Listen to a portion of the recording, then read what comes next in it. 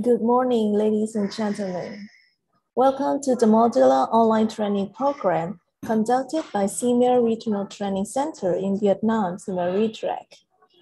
My name is Chiu Lu, Program Officer at the International Development Department of SEAMEO RETRAC, and I will be the moderator of today's section. About our modular online training program, after the series of 2021-2022, SEAMEO RETRAC continues to assist SEAMEO member countries with the module online training program series 2022-2023, started this July. It has 6 modules with 4 topics for each module, namely leadership and management, teacher development and support, teaching and learning, curriculum and assessment, classroom management, and soft skills. Covering this morning will be Module 1 on leadership and management with the 2 topics, educational leadership in the post-pandemic and instructional leadership for effective teaching and learning. Before we start, I would like to mention some housekeeping rules. Our webinar is video recorded, so please watch and listen to the video. This video will be less than 30 minutes. If you have any questions regarding the video, kindly type them into the chat box. After the video, we will have time for questions and answers with Dr. Anita. About Dr. Anita Kapano-Oplina, she obtained her doctorate degree in education planning and management in the Philippines and had been in the field of education and engaged in administrative functions back in the Philippines. She was the assistant to the academic vice president at Xavier University in 2014 and dean of faculty and academic affairs at Finma Cairan de Oro College from 2015 to 2017. In 2018, she came back to SEAMEO RETRAC as a senior education specialist and has been working as a curriculum developer, instructional materials designer, trainer, researcher, and lecturer. She is very passionate about advancing the leadership and management skills of the school leaders, managers, administrators, and teachers in Southeast Asia.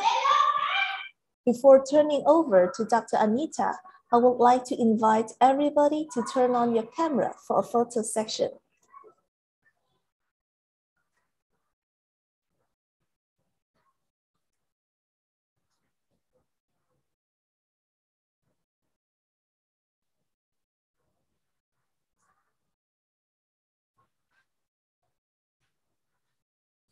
Yes, it's been a great pleasure to see all your faces here in the Zoom room. Please turn on your camera, please.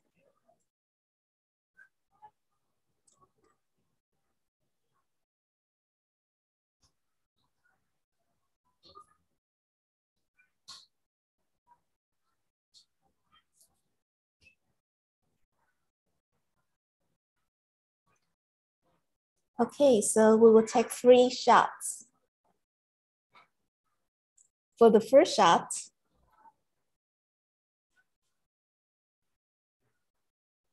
for the second shot, and for the final shot.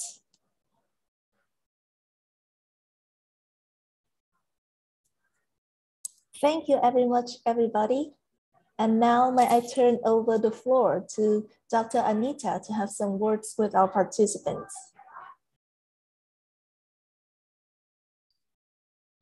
Thank you so much for your kind introduction, Ms. Chow. Our dearest participants, welcome to our second MOTP Modular Online Training Program, Series 2022-2023. As we officially open up our program, allow me to take this opportunity to thank you for your continued participation in this program.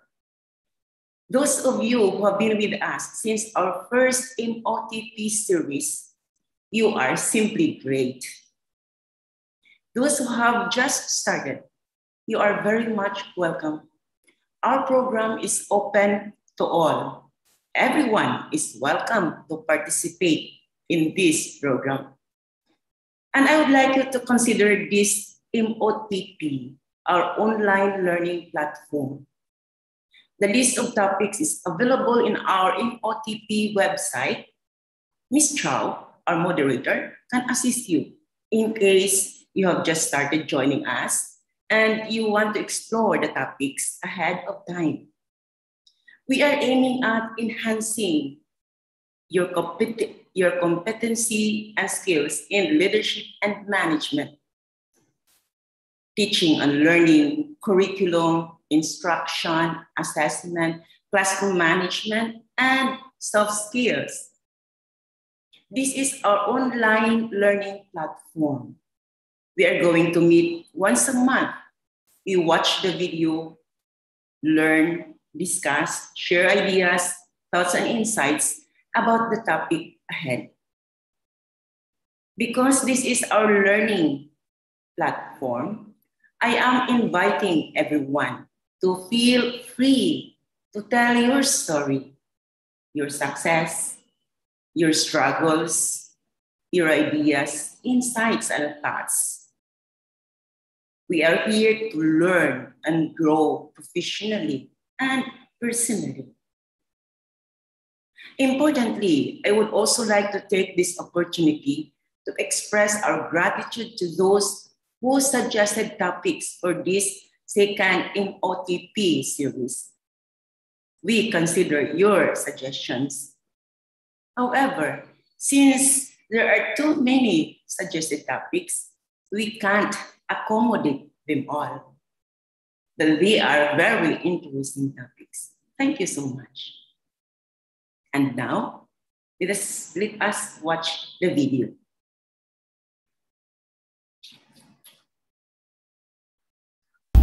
Hi everyone, my warmest greetings. Welcome to our modular online training program, Series 2022-2023. Today, we are going to officially open Module 1, Leadership and Management. We are going to take up the first two topics, Educational Leadership in Post-Pandemic and Instructional Leadership for Effective Teaching and Learning. Let's begin with Topic 1. Educational Leadership in Post-Pandemic. We will explore the three key points as follows. What is educational leadership and what kind of educational leadership emerged during the pandemic? What educational leadership model might emerge in the post-pandemic era?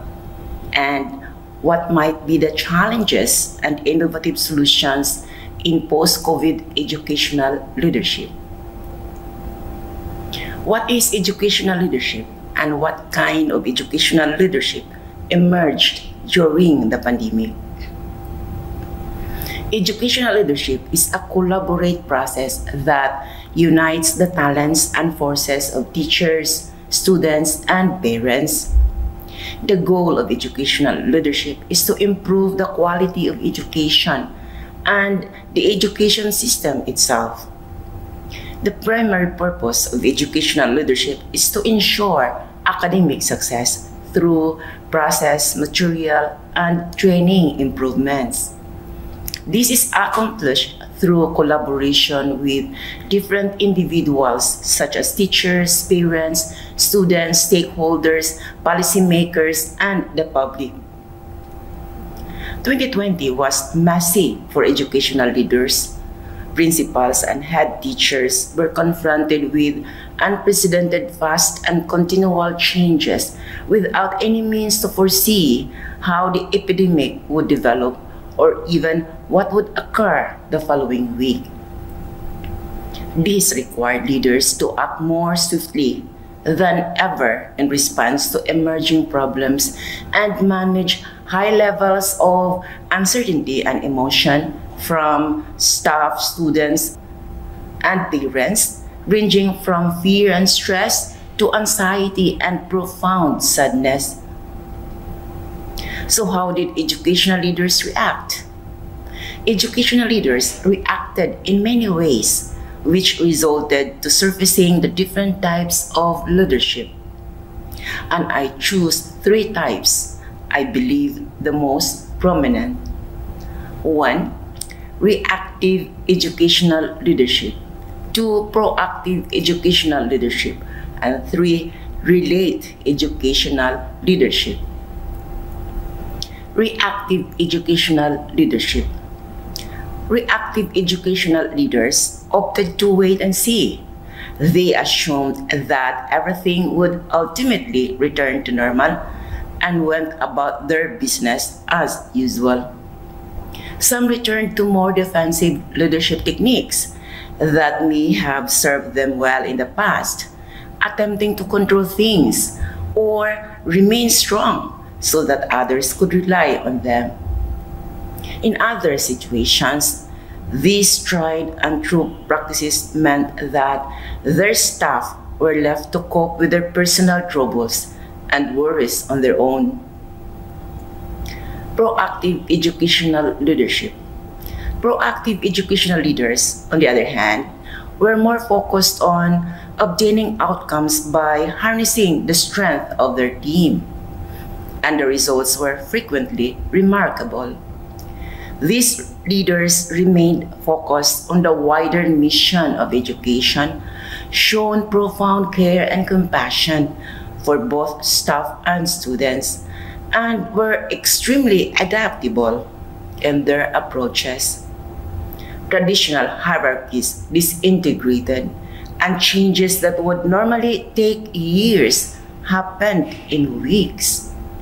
These leaders exemplified the highest qualities of humanity, teamwork, and leadership. And relate educational leadership. Relate educational leaders variously sought to improve their listening and empathy skills, engage stakeholders, and hold stretching and at times difficult conversations with teachers around adapting their teaching to a virtual environment.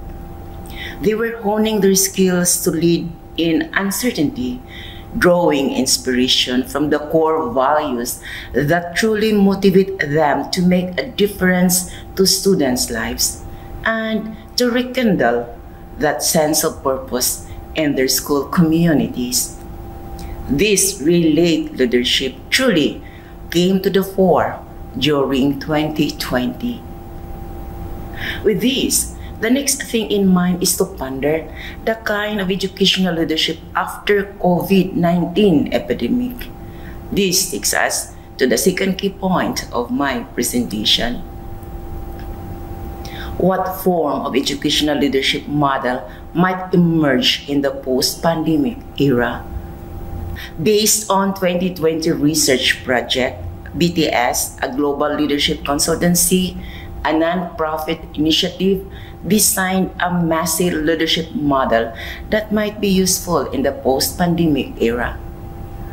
MESSE is an acronym of M, multiplying perspectives, E, emotional connection, S, seizing moment, S, sensing the future, and Y, your ego. Multiplying perspectives. When schools were forced to close, the impact felt across the community. Educational leaders were suddenly faced with the huge task of helping teachers switch to a virtual learning environment and making sure that all of their students could access their schoolwork.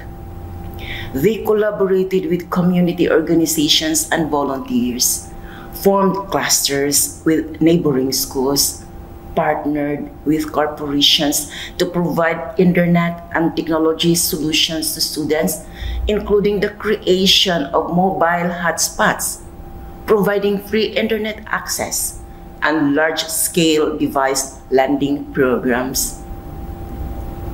It was a time when actions spoke louder than words, and when, by thinking more broadly, leaders were able to respond rapidly without negative side effects.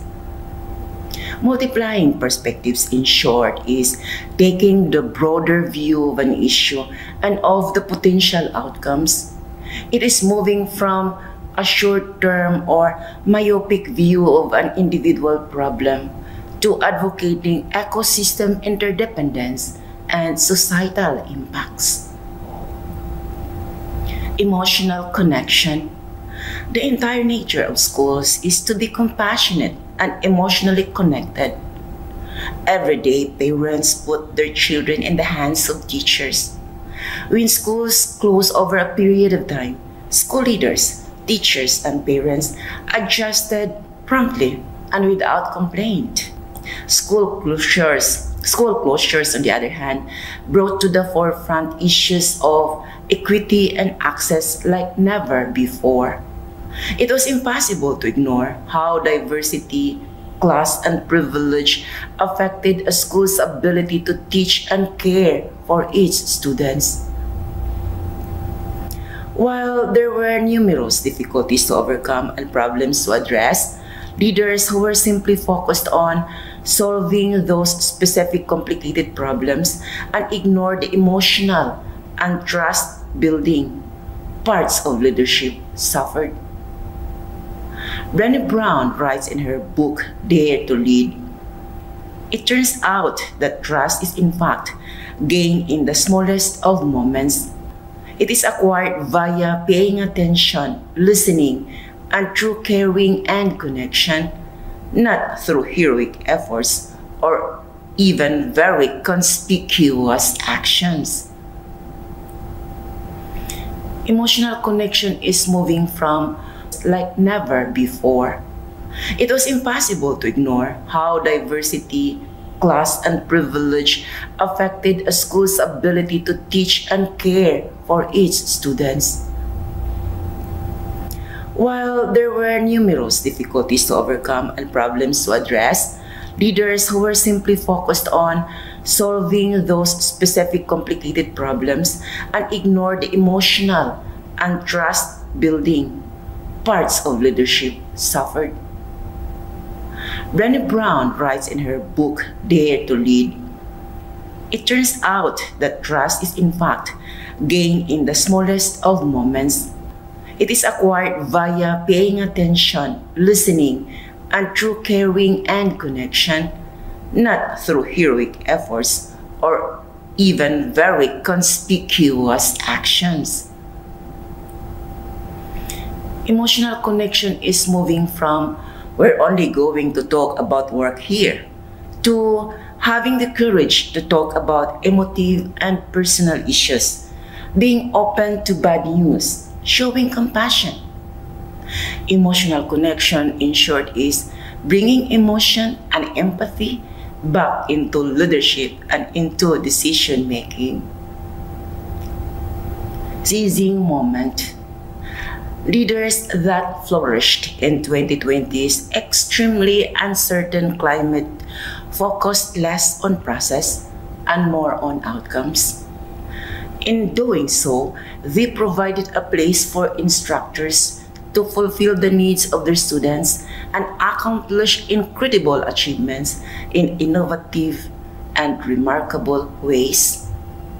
During the pandemic, technology integration was a crucial part of school flexibility, and effective educational leaders allow teachers to employ the procedures and methods that made them feel most at ease.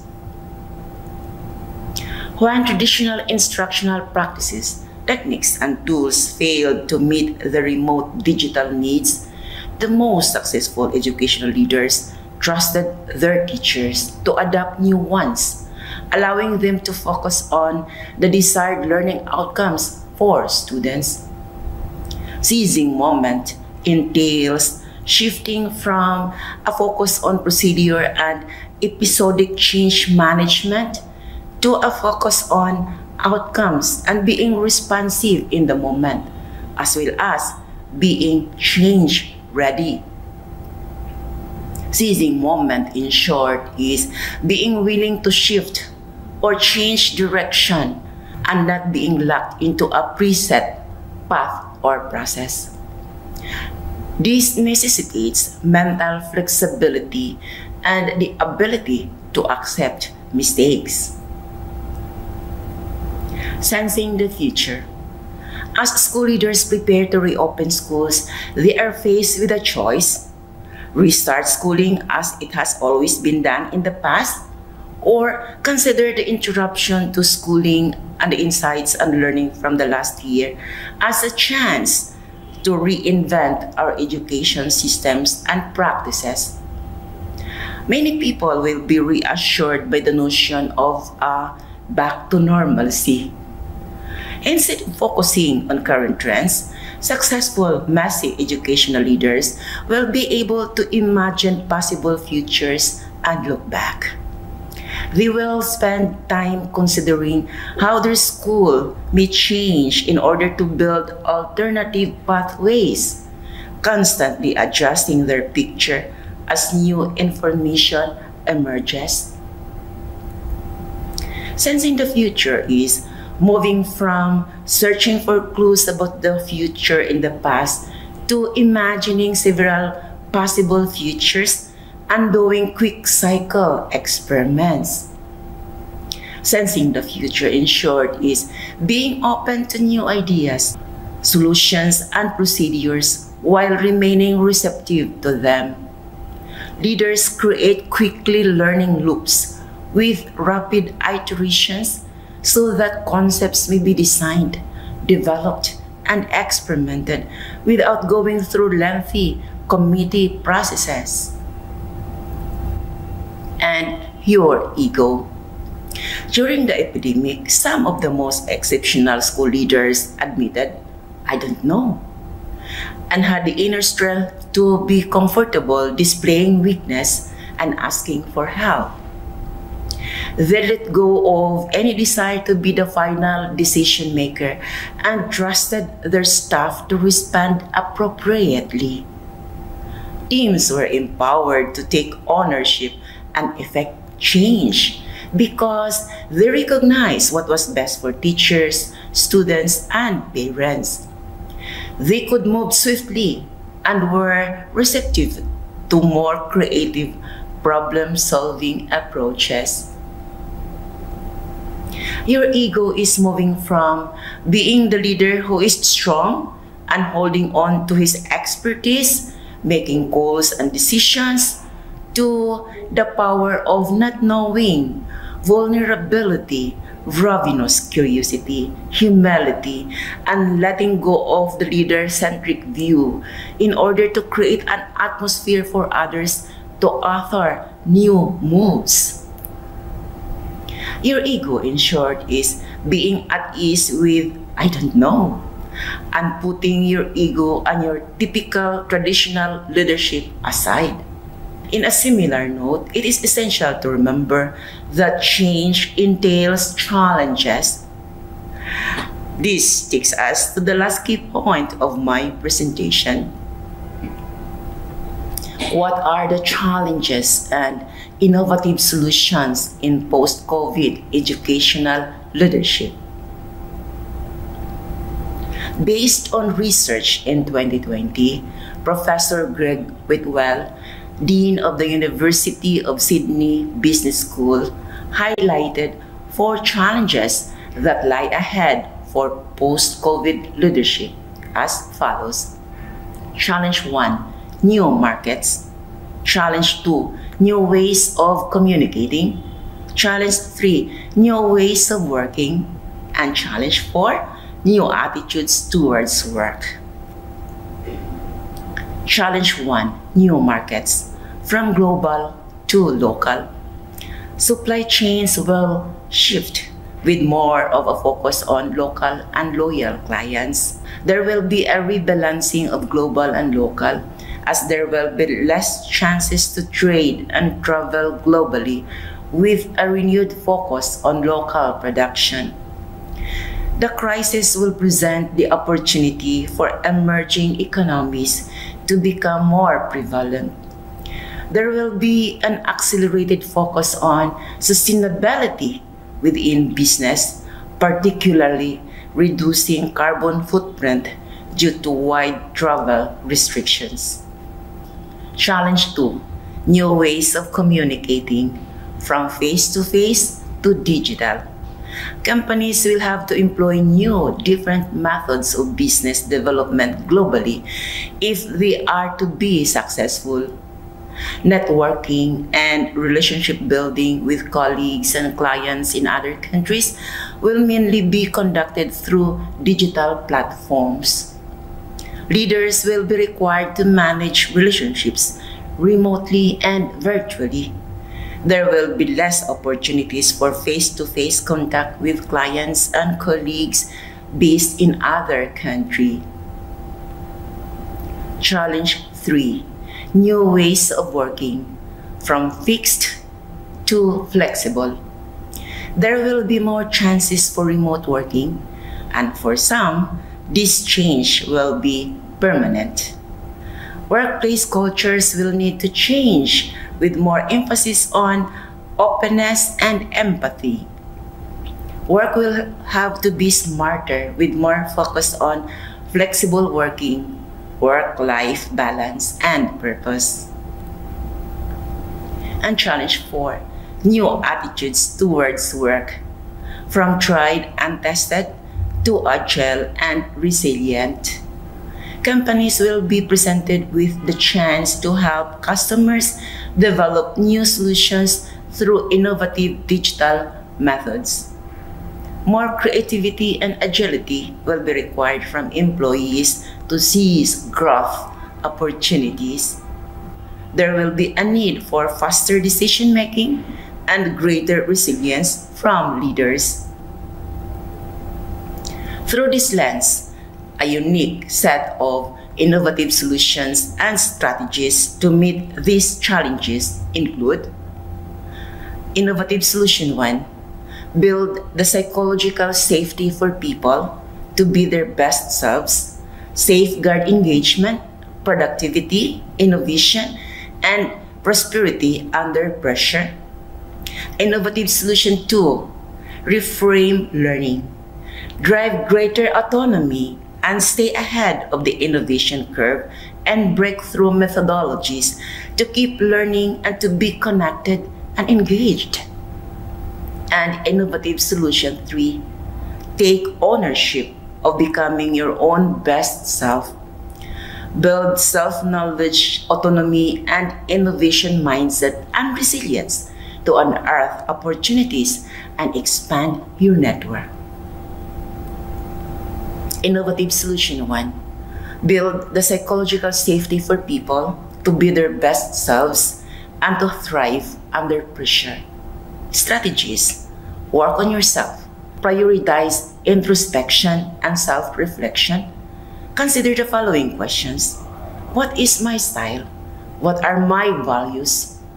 And do my people feel respected, valued, trusted by me? Do I micromanage or give people the space to experiment, learn, and grow? Articulate your purpose as a leader and your goals for your organization. Identify your strengths. Determine 1 or 2 key areas for improvement and take actionable steps to address these. Create a safe culture and environment.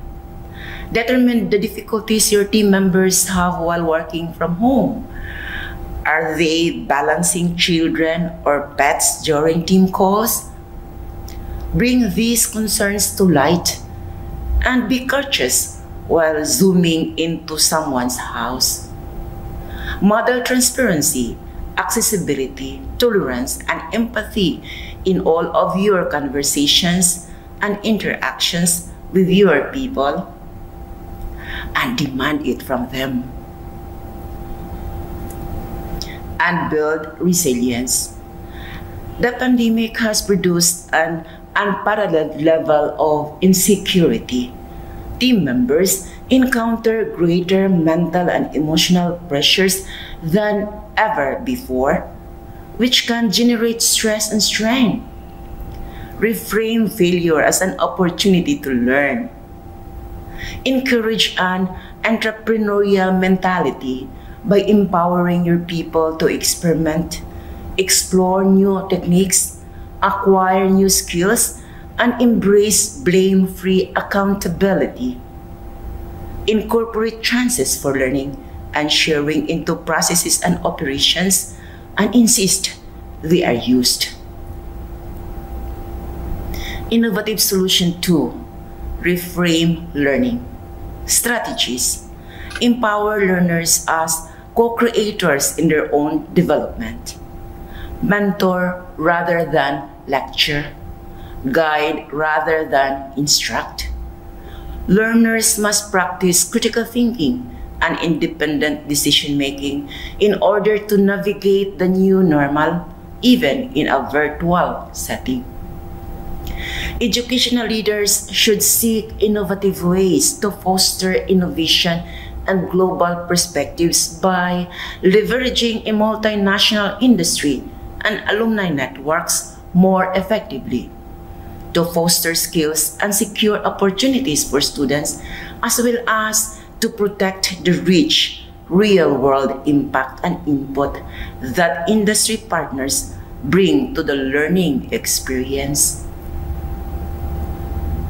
And stay ahead of innovation, restrictions, and physical interaction have pushed the shift to online and remote. Learning must adapt with it. Explore and invest in digitally enabled methods and technologies such as blended, virtual, hybrid approaches and tools. Schools and instructors must refocus their experience, talent, and resources on the digitalization of education in order to overcome challenges, remain connected, empower students, and cultivate attitudes and skills that are future ready. Faculty must be trained in new technologies and approaches, and IT support must be provided. And Innovative Solution 3, take ownership and becoming your own best self. Strategies, work on yourself. Make an attempt to better understand yourself. What are your values? What are your strengths? What are your improvement areas? And what is your purpose? Consider the significance of humane attitudes such as resilience, communication, empathy, and compassion in navigating change and managing people. Define your personal and professional goals and the challenges you must overcome to achieve them, and provide room to learn from both success and failure.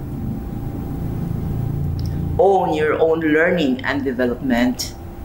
Always be focused on learning something new and be willing to take risk. Consider your learning and future career as an ecosystem. Look for methods to broaden and cross-cut your experience rather than always moving upwards. Reflect on the kinds of knowledge, experience, connections, and skills you may like to develop to broaden your mindset, viewpoint, and openness to new approaches. And stay connected. Explore your environment for tools and resources you can use and share with others to recreate meaningful connections and experiences in the virtual context. Remember, effective leaders need to overcome cultural challenges and flourish in new, unfamiliar, or uncertain environments. Seize every opportunity to network and connect meaningfully with colleagues and peers overseas, with other students and alumni or young people working in different cultures, despite less opportunities to physically travel. I have just finished my presentation, and I would like to leave you with a few thoughts. Post-COVID educational leadership is crucial. The messy model has much to offer. A leadership paradigm that shifts away from perfectionism and singularity toward flexibility, humility, and collaboration would be more appealing to the next generation of educational leaders. I would like to reiterate, MESI stands for multiplying perspectives, emotional connection, seizing moment, sensing the future, and your ego. Thank you for your participation.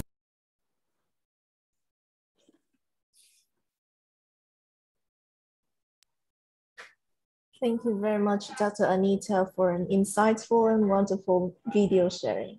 And now it is time for our Q&A section.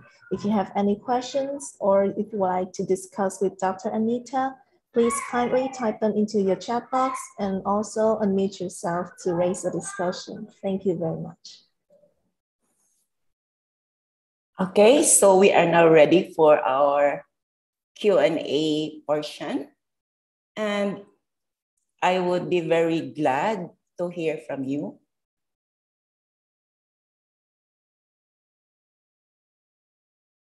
Now, maybe I would like to say something first, so to allow you to reflect more.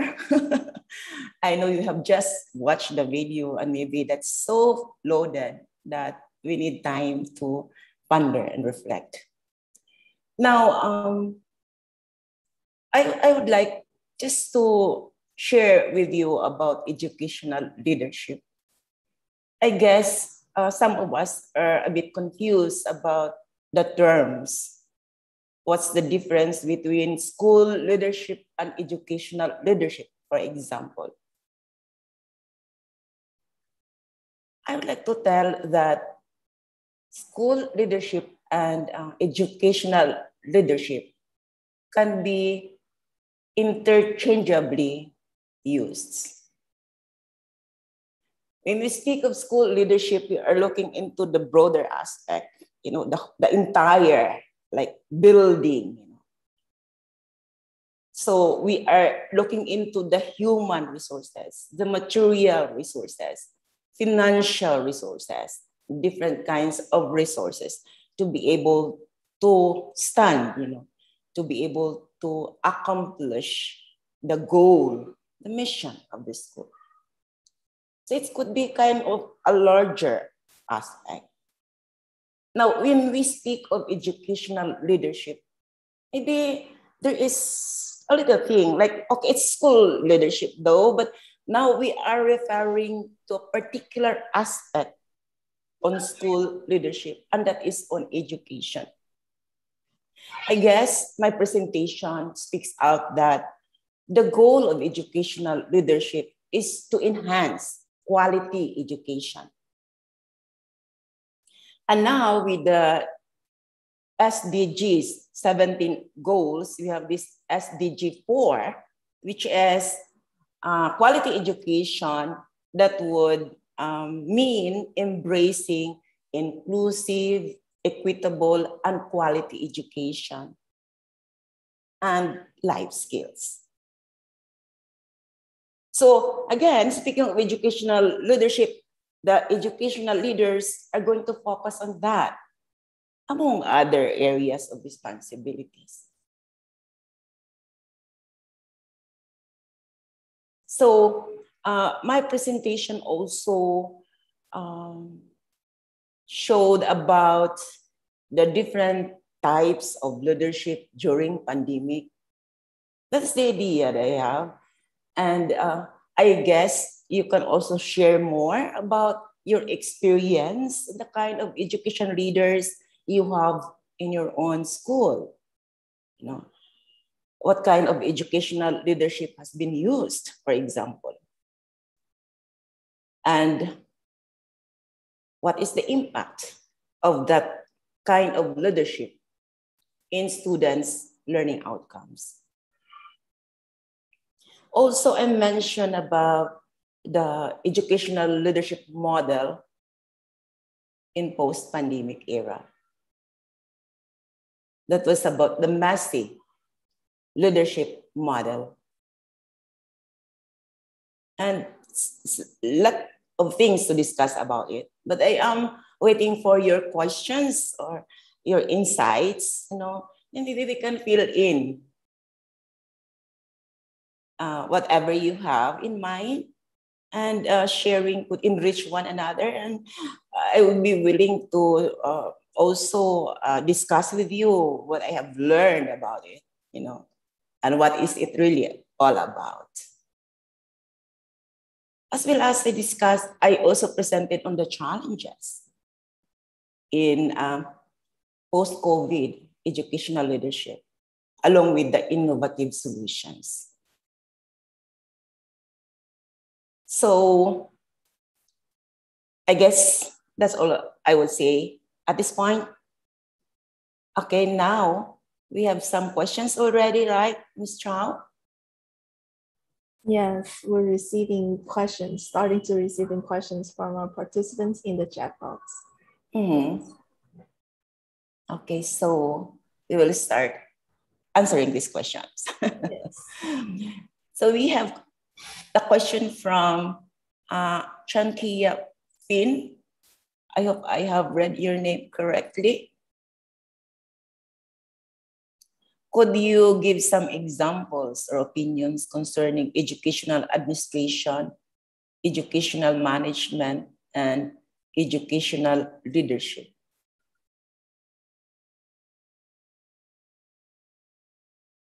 Okay. Thank you so much for that question. Quite interesting. So that you are asking us, perhaps on the distinctions and some examples.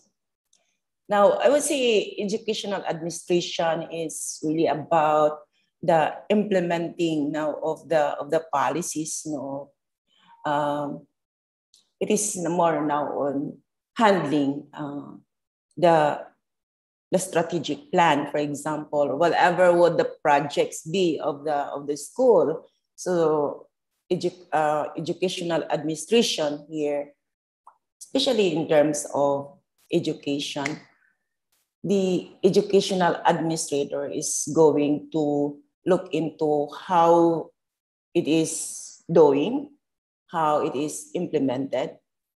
Like, for example, well, an example could be a professional development program. The educational administrator is going to look at that area, whether it has been implemented well. Does it meet the purpose? Whereas in the educational management would be on managing now. It's more about looking into the structures, looking into how the process, looking into the participants performing, the professional development. And when speaking of educational leadership focus on people. So it is the kind of really like motivating the staff to engage, for example, in the learning, in pursuing, in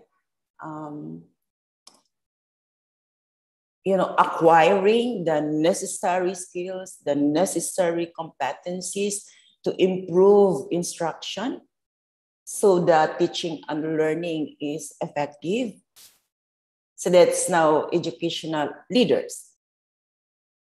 However, the real thing here is that educational leaders are already performing these different roles. Educational leaders would be managing the work, administering the work, and at the same time leading the people, motivating, inspiring people.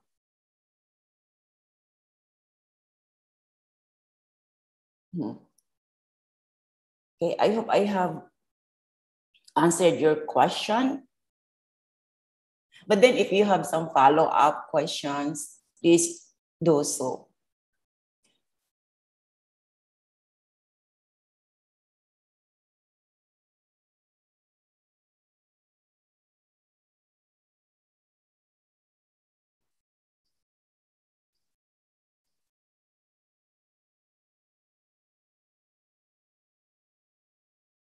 Okay.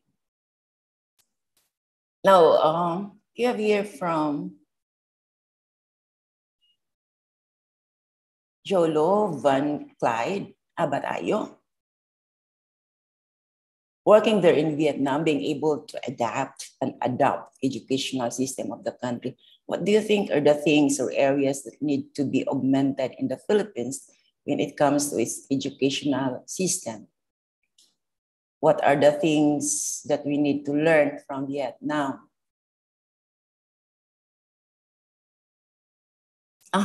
Thank you so much for your question.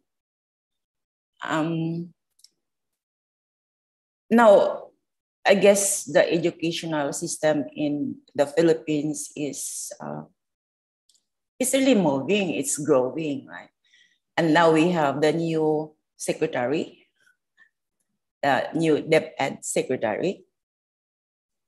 But you're asking about areas that need to be augmented or maybe reformed or changed. And then that also be kind of the implementation of the educational system here in Vietnam and see what learning can we bring back in the Philippines.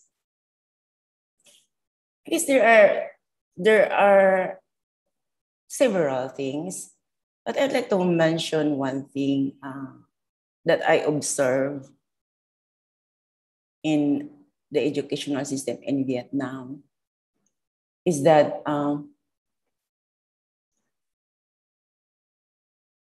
it's really, I would say, though I know that this is all, all educational systems, I guess, are doing this one. But what is very obvious for me is that kind of really a student-centered education. It's really kind of helping students to learn and to really do their best. I would say this one because I observe, for example, in some schools in secondary education here in Vietnam, teachers really are very, I would say, very committed to assess to assist their students in terms of the learning process. The learning process. Why do I say that? I observe that teachers would spend much time to help students learn. Like, for example, there are always examinations. Like in the Philippines, we have examinations. We have national examinations. We have classroom examinations. We have tests. But I would say, I observe in the Philippines, for example, teachers are testing students, assessing students. But I would say it's a kind of a competitive way. It's a kind of just test and then give them, the test and the result. And it's just that. What I observe here is that they really do a very thorough follow-up of the students. They really monitor and they really help students to improve and to learn. But that's just one observation. That's a glaring observation that I noticed. I know we are doing that. Philippines are doing that. I mean, Philippine education system is, of course, doing it. I think we need more to really reach out our students. We need more to unearth the potentials of our students. In the elementary, in the primary, in the basic education in particular. And I noticed that in the global examination, regional examination, like global examination, for example, Vietnamese students are already rising. They are very competitive. And in fact, we have this, I guess, 2018, what is that? The PLM test in reading, for example, when Philippines is, I think, if I'm not mistaken, like third or fourth, fifth. And Vietnam get like higher rank. Okay, that's my sharing.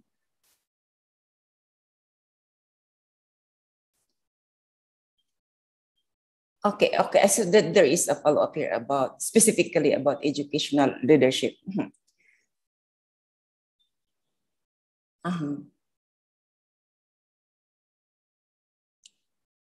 Educational leadership, and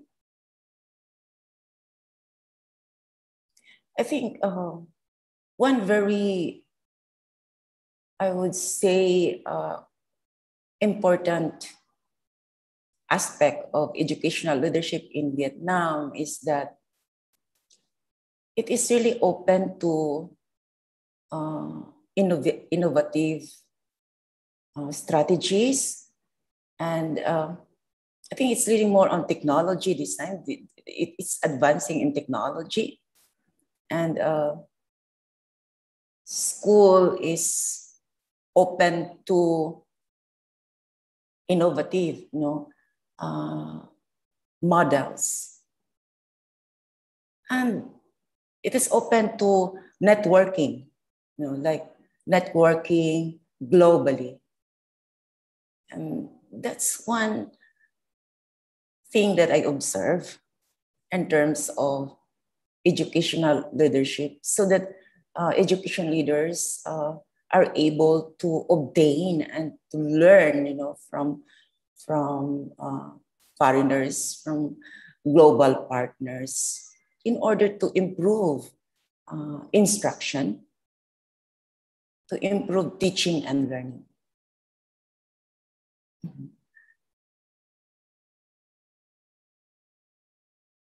Okay. I say, okay, this is a follow-up and vice versa. What can Vietnam learn from Philippines? I think one strong educational leadership traits in the Philippines is that also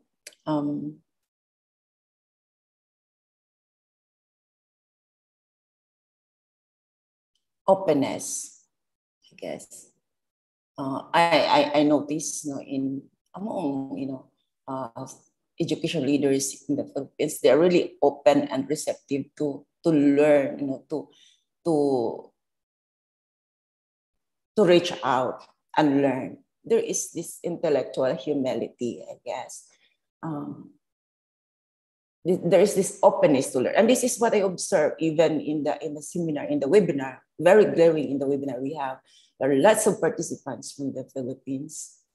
There are lots of people, educators from the Philippines who want to learn. This intellectual humility is really very, very apparent as I observe. As being active and dynamic and ready to learn and change. That's one very important attribute, of the educational leaders, the Philippines, that I guess Vietnam will learn from that.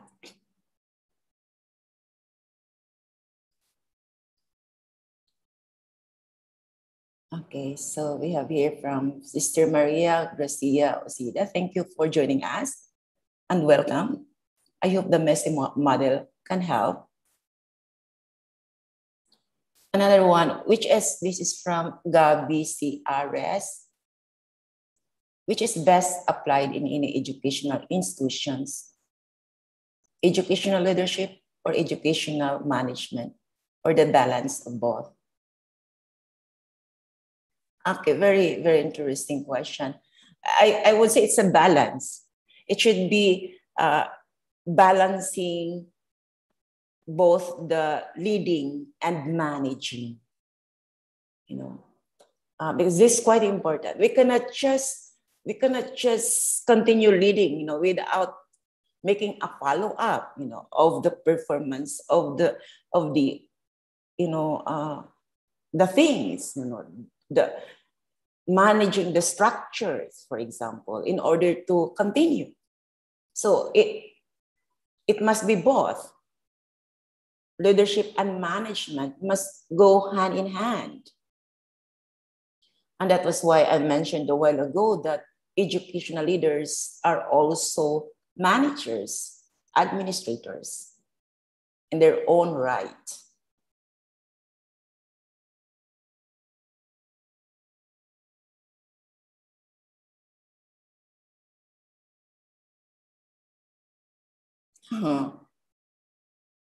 We have here from Charmaine Bidayo.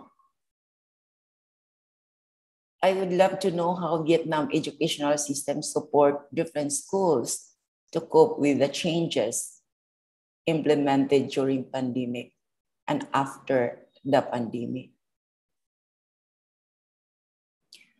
Now, I guess Vietnam educational system really is very, very strong in terms of the support that they would, you know, that they would give and offer to different schools. How is it done? The educational system in Vietnam is very much connected with the community and the parents. There is a consultation, and there is a dialogue. Like, for example, when there is this, during the pandemic, you know, there was an attempt to reopen schools because seemingly the virus was slowing down. But then the school leaders, administrators would consult to the parents. Are they ready? Do you agree? And what are the advantages and disadvantages? They are communicating. They are connecting with the community and the parents. That's how they support, you know, in terms of coping with the changes. So that's the strong trait of educational system in Vietnam. I have not much connected to the Philippines or to the other countries, for example. I don't know, I know you also have your own strategy, you know, over there. But what I observe here is that very strong connection. Educational system has a strong connection to parents, community, to industries and companies, you know, to industry and companies, for example, like the support that they could offer to students, you know, in terms of in kind, like maybe donations or maybe financial or material things. And then the Vietnam education system connection to internet industries, I mean, you know, and so on. So there will be like free internet and the Wi-Fi should be strong. And so it's really a collaboration thing that in that way that there is the support needed. Different schools in urban or rural schools alike.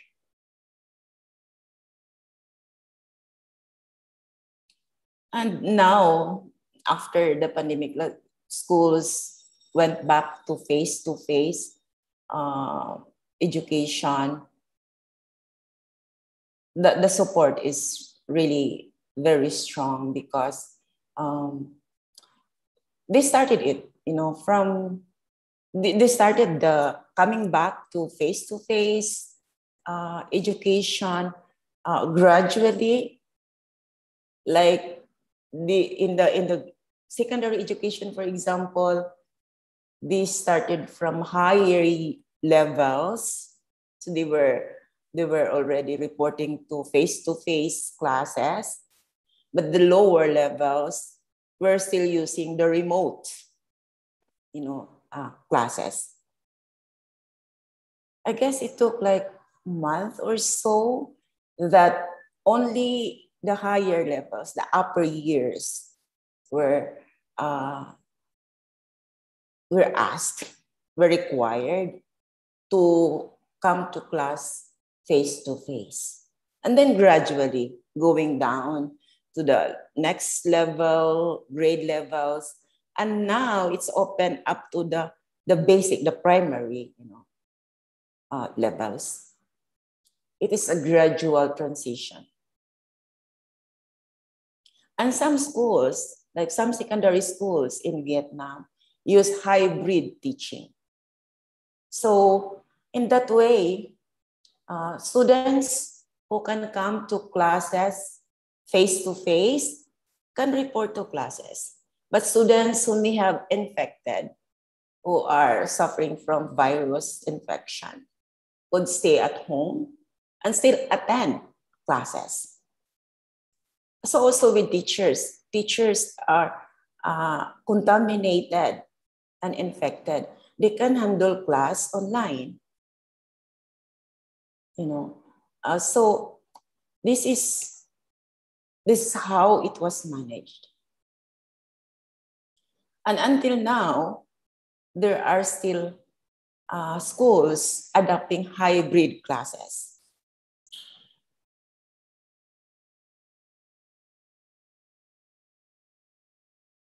Okay, I hope I have given you my my thoughts, and you can always do a follow-up question if you need more.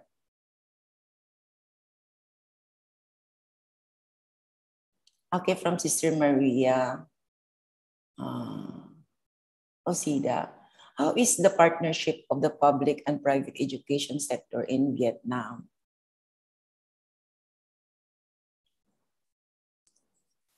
It is, I guess, the partnership is initiated by the government, school higher office, and then it is through collaboration and through just through connections, like it is the collaboration is just very, very strong because all people are feeling the intense of the pandemic. So they are offering their service as well. So that's how it is done, and the partnership is continuing with regular dialogue and conversation. And there is also kind of a report of what's happening. There is a continual process of binding, their commitment to continue education among students.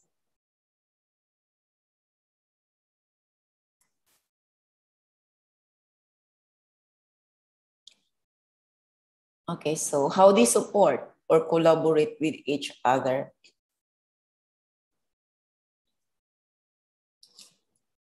I guess one example of the collaboration is that they are the partner, the public and private education. They collaborate in terms of professional development, like maybe sharing of practices, like the teaching methodology, the way they handle the classes, and there is this regular, I would say, networking, the regular conversations. So they share their challenges and how they overcome the challenges in terms of moving into really able to sustain, you know, and give good education to students during pandemic. They also share, I've learned also that they share some, I would say, material things. If once the government's public school does not have this one, then offer it to the private school and the vice versa thing. So they collaborate in terms of their human resources, like growing professionally as well as learning new technology, for example, like some apps, educational apps, for instance, that are best to be used. And so they share, you know, their knowledge and their skills on how to do it.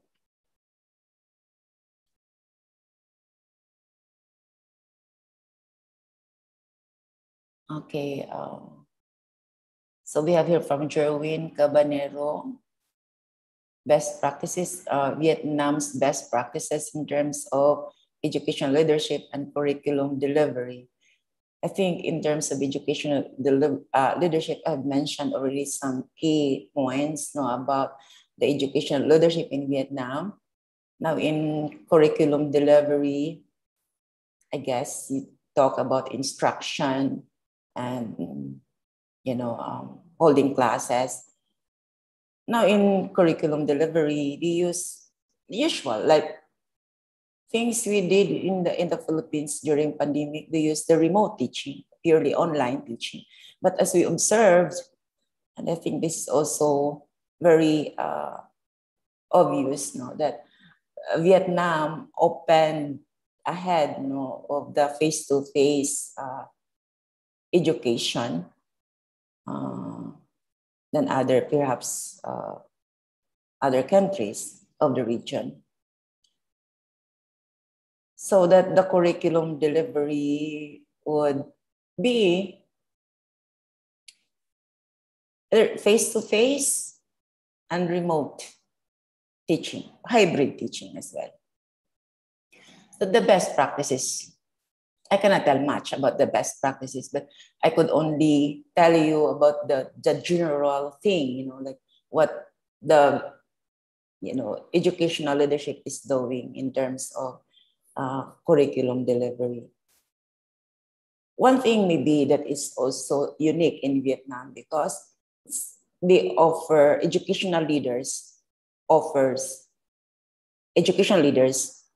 hybrid teaching. It's a combination of face-to-face and online students at, you know, a single class. So the teacher will have students in the classes and students online. That's, I guess, the best practice that educational leadership did during pandemic. I mean, now in the normal education,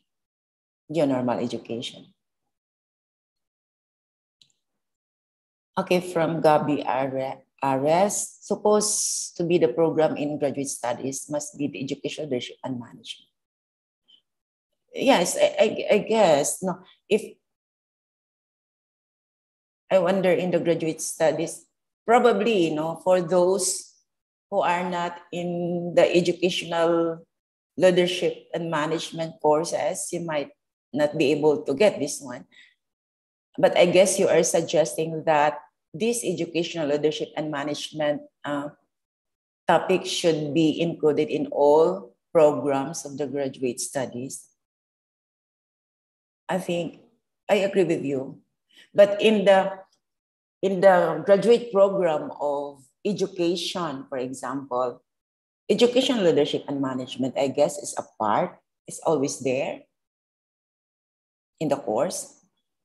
I hope This is also true in some other countries, but in the Philippines, it is included.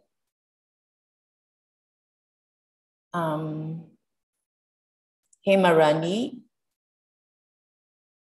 from Himarani, the good rapport between school administration and parents can bring big impact in students' learning. I definitely agree with you. There must be a very good connection and relationship between administration and parents. Because parents are very important partners in education.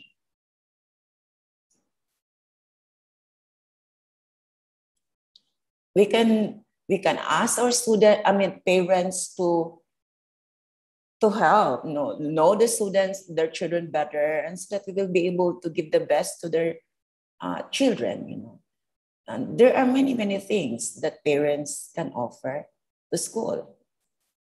And there are also, and they would be happy to do it.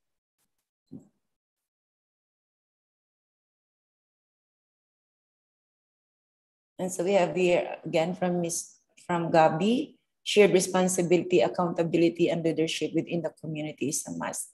Yeah, true. So parents, community, stakeholders are very crucial in educational leadership. Okay, from Charmaine Vidayo, I have been teaching English to Vietnamese students online for 2 years. And I am amazed how schools cope the demands of implementing new strategies. Now I understand that Vietnam's educational system has strong ties with the stakeholders. That's right. Really, indeed. You have said it well. And thank you for sharing your thoughts, Charmaine. From Shanki Fin, are there disadvantages of messy leadership?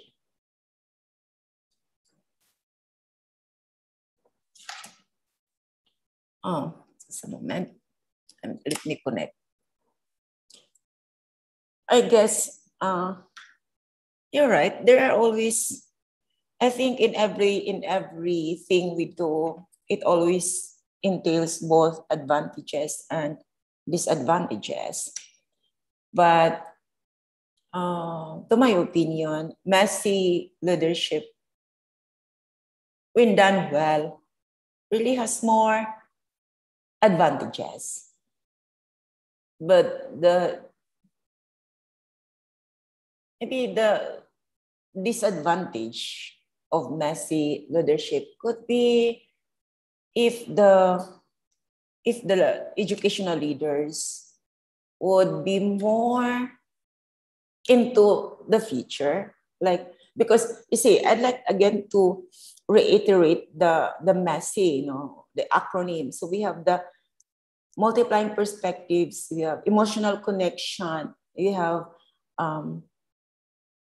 seizing moment, sensing the future, and your ego. Maybe if it will be too much, for example, like sensing the future, for example, you're open, Sensing the future is about openness, looking at the possible futures. The point may be, the disadvantage may be is that when the educational leader would no longer be much connected to the ground and more on, looking forward without much connection to, maybe there's a cut off of that connection to the past and the present, just looking much, to the future. The risk will be, it might be too idealists, I would say. So there must be a balancing as well. But the advantages of the messy is that it's a combination of different types of leadership, I guess we know the different types of leadership. For example, we have distributed leadership, transformational leadership. We have the servant leadership, constructivist leadership, instructional leadership, which we're going to discuss later. Now, in the messy leadership, as I said, it's combination. When we speak of multiplying perspectives, for example, when the school educational leader is going to look at the present condition and see different perspectives.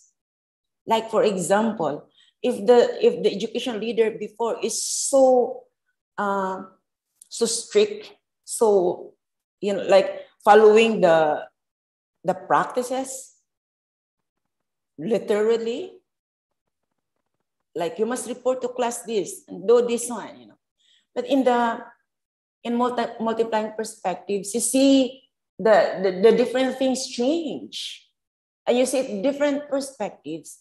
No longer your own personal perspective, but you are open. Now, by then, that using multiplying perspectives, the educational leader could be delegating responsibilities. Okay, the teachers now are allowed to use their own methodology, their own initiatives, so as to be able to give students the best education. That's leadership, giving the teachers the lead, distributing leadership. Distributed. That's in the multiplying perspectives. Then when we see seizing moment, so you're looking at the possible, the opportunities. So this is a challenge. We are faced with challenge, but what are the possibilities? What are the opportunities of this? So we seize the opportunity to grow. It could also be like doing probably like instructional leadership at the same time, when the educational leadership is looking into the possibility of enhancing assessment, instruction, building good instruction, so as to be able to give quality education to students, though it's like remote remote classes, for example. And then we have sensing the future. So when you say sensing the future, go out, look at the possible things. This happens. There is an emerging circumstance. This is the COVID time.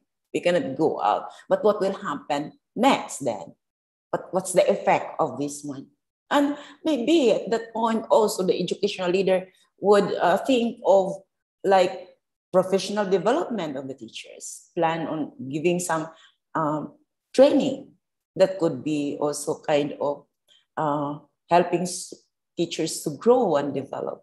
Could be like transformational leadership and so on. Now, the why ego, for example, is very important here. When the educational leaders would say, I don't know, I'm setting aside the traditional leadership view. If the point here is that if the education leaders would do that and allow the teachers to grow and to have their own initiative, that is building leaders in the school. That's transformational leadership. And so there are lots to learn of the massive model if you're going to reflect each one, what it stands for as a whole, model. Okay. So thank you for that one, Chunky Alvin, for your really interesting question. So we have here from Alice. With the new elected education secretary in the Philippines, what advice or suggestions would you give that should be implemented or focused first? Oh, yeah, quite challenging question. You see, we have a new secretary, DepEd secretary, and I believe that there is always a purpose. There is always a reason behind. And I think that purpose will be unfolded as, time goes by. But the question is, what advice or suggestions would you give?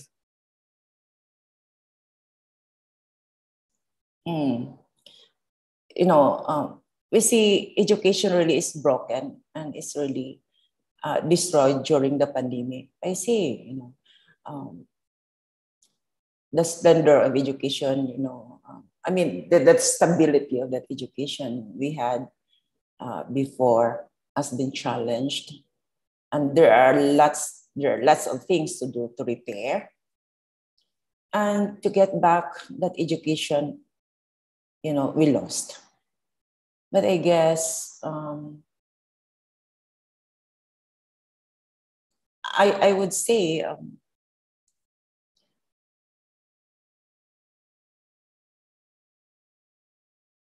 the focus now in DepEd education system, I guess, is to get back to face-to-face classes. So I guess that would be addressed first. But I understand as well that it will be done gradually. So there will be blended learning, I guess. It will be starting from blended learning. So there is this program like face-to-face number of days of the week, and then you have online as well. I guess the point of this is to get used to the virus, if there is that virus. Okay, so our body, students, kids, for example, will be able to immune a kind of thing. So it would not be done like abruptly. I guess that's good. In Vietnam, it was not done it that way, but it's just a gradual opening, right? From the higher levels, starting the face-to-face, then going down to the primary, to the grade levels. But that's the thing, I guess, that should be focused as well. Trying to stabilize the face-to-face instruction. And along with that, of course, would be the repair of many things, so that repair in terms of the losses that have been gone during the pandemic.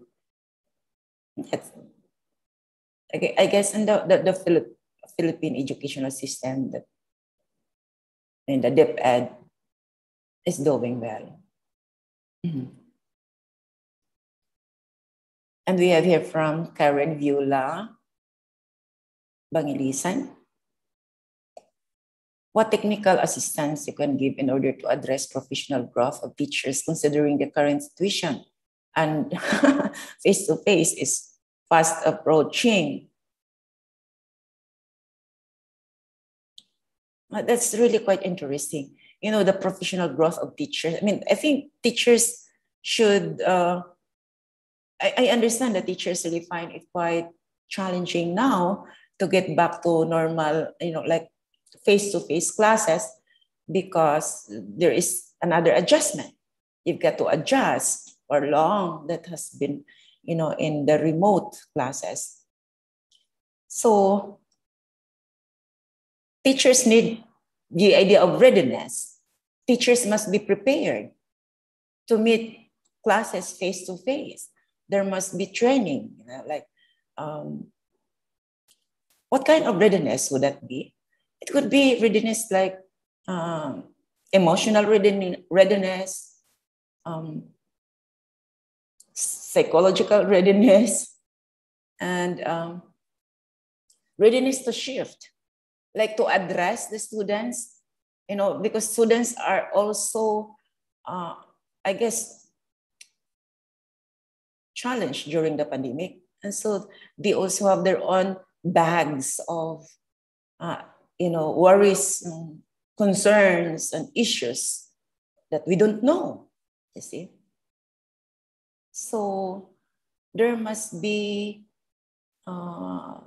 training, teachers training on how to handle students back to classes. But first of all, so the teachers must be able to, unearth as well their worries and concerns, and their anxieties probably, and then ready to listen to the students. Okay.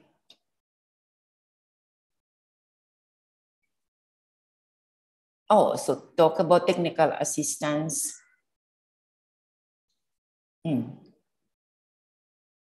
Again, there must be training on use of technology, different apps, I guess, that you will be using, because in terms of technical assistance here, it's very, very important that there must be support from the administration so that teaching and learning will go smoothly and effective among our students.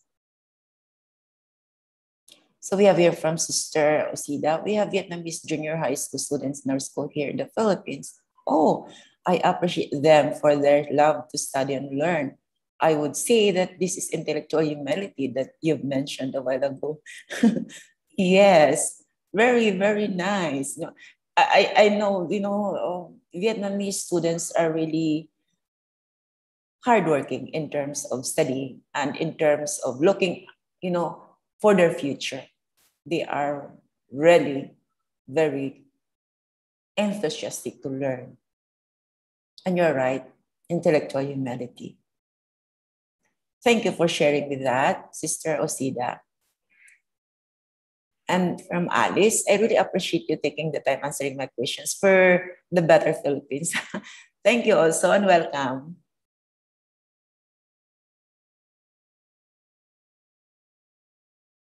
Yes.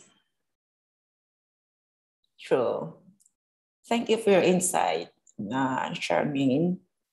Surely, Vietnamese are really hardworking and to really learn to study more. Thank you so much for that sharing of insight. Okay, so Ms. Chow? Yes. Do we have some more questions? Oh, I can see that we have just got a new questions in the chat box. Okay, so we have here from Regina Rose Lidor.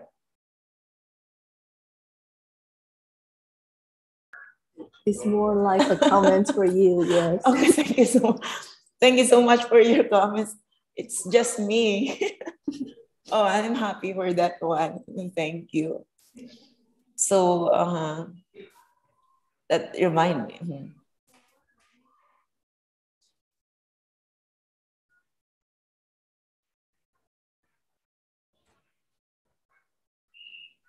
Okay.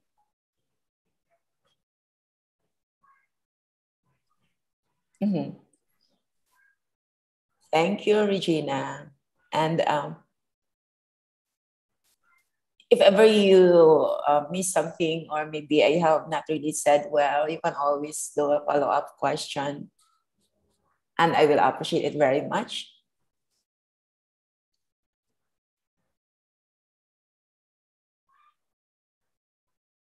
So I guess that's all the questions for the Q&A of this first video for topic 1. And so now maybe we can have a short break before continuing with our second topic. So dear participants, we'll have a short break, a coffee break for you until 10:45. Please come back by then and we will watch the second video. Thank you very much.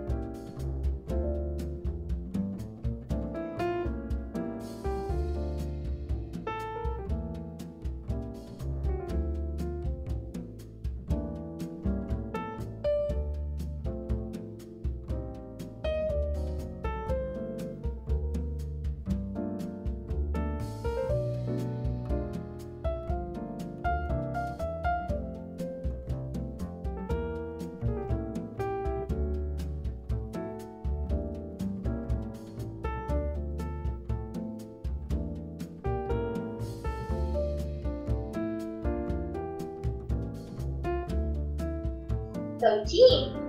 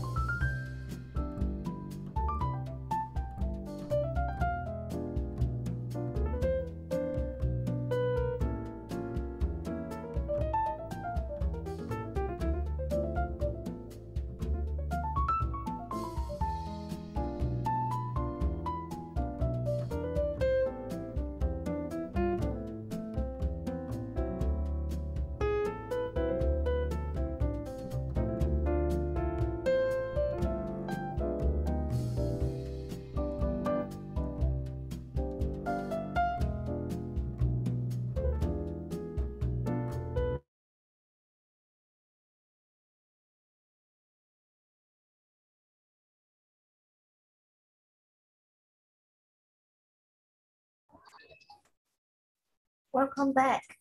We will now watch the video for the second topic of today on instructional leadership for effective teaching and learning. Thank you very much.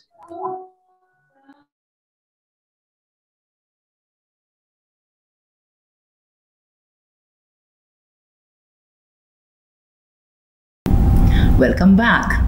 Today's second topic is instructional leadership for effective teaching and learning. Let us explore the following key points. What is instructional leadership and how can we develop strong instructional leadership?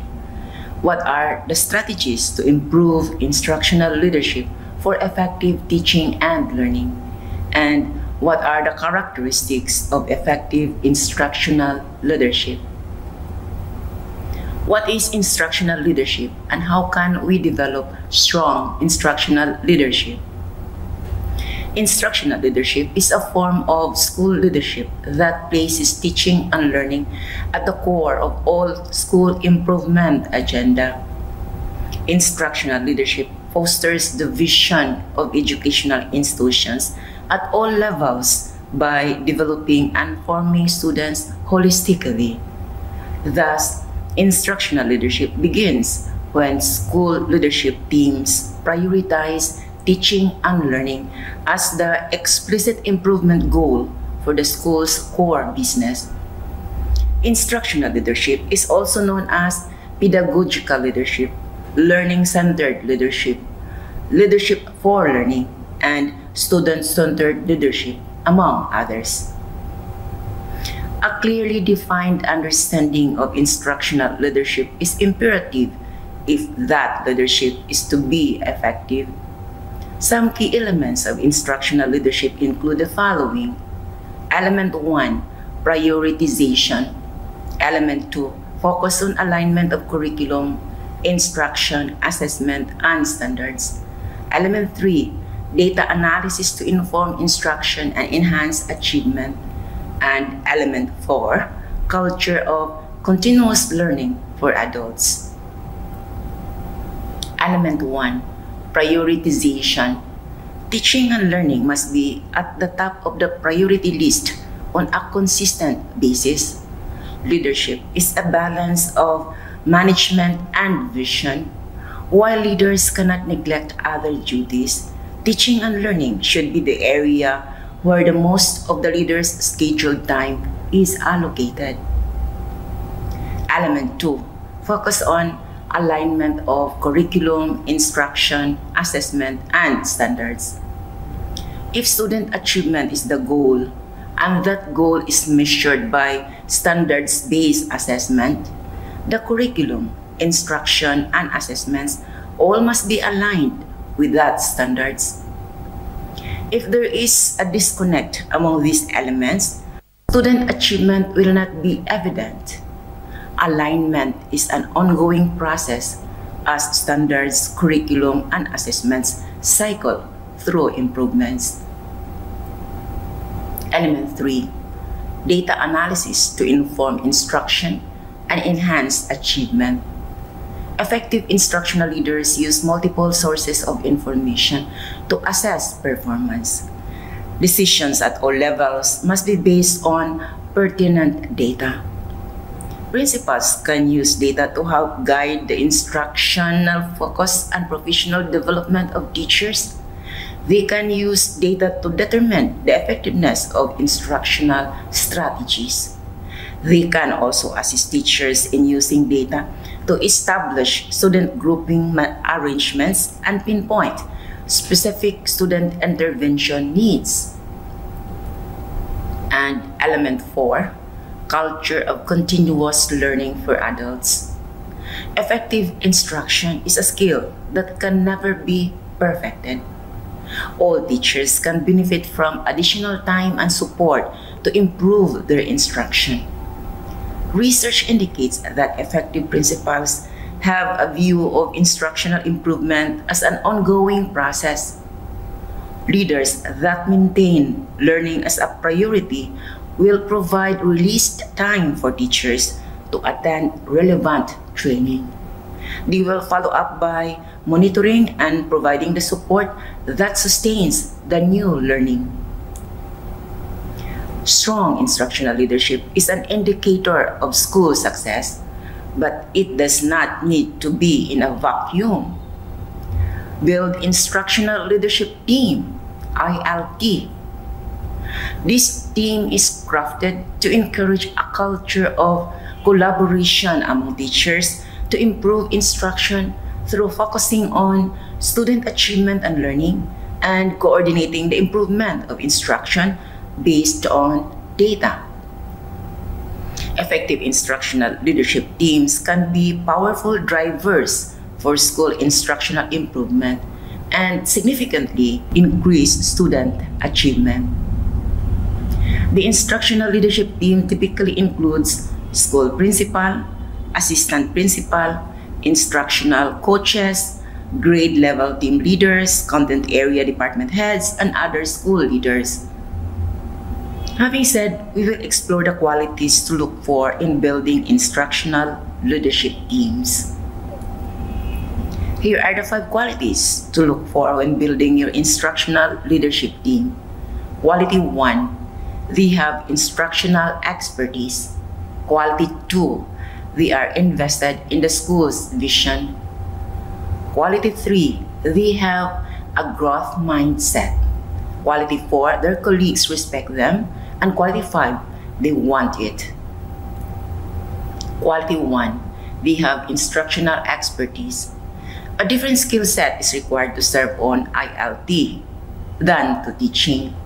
And if there is still room for improvement in the instructional skills field, it might be difficult to acquire leadership abilities.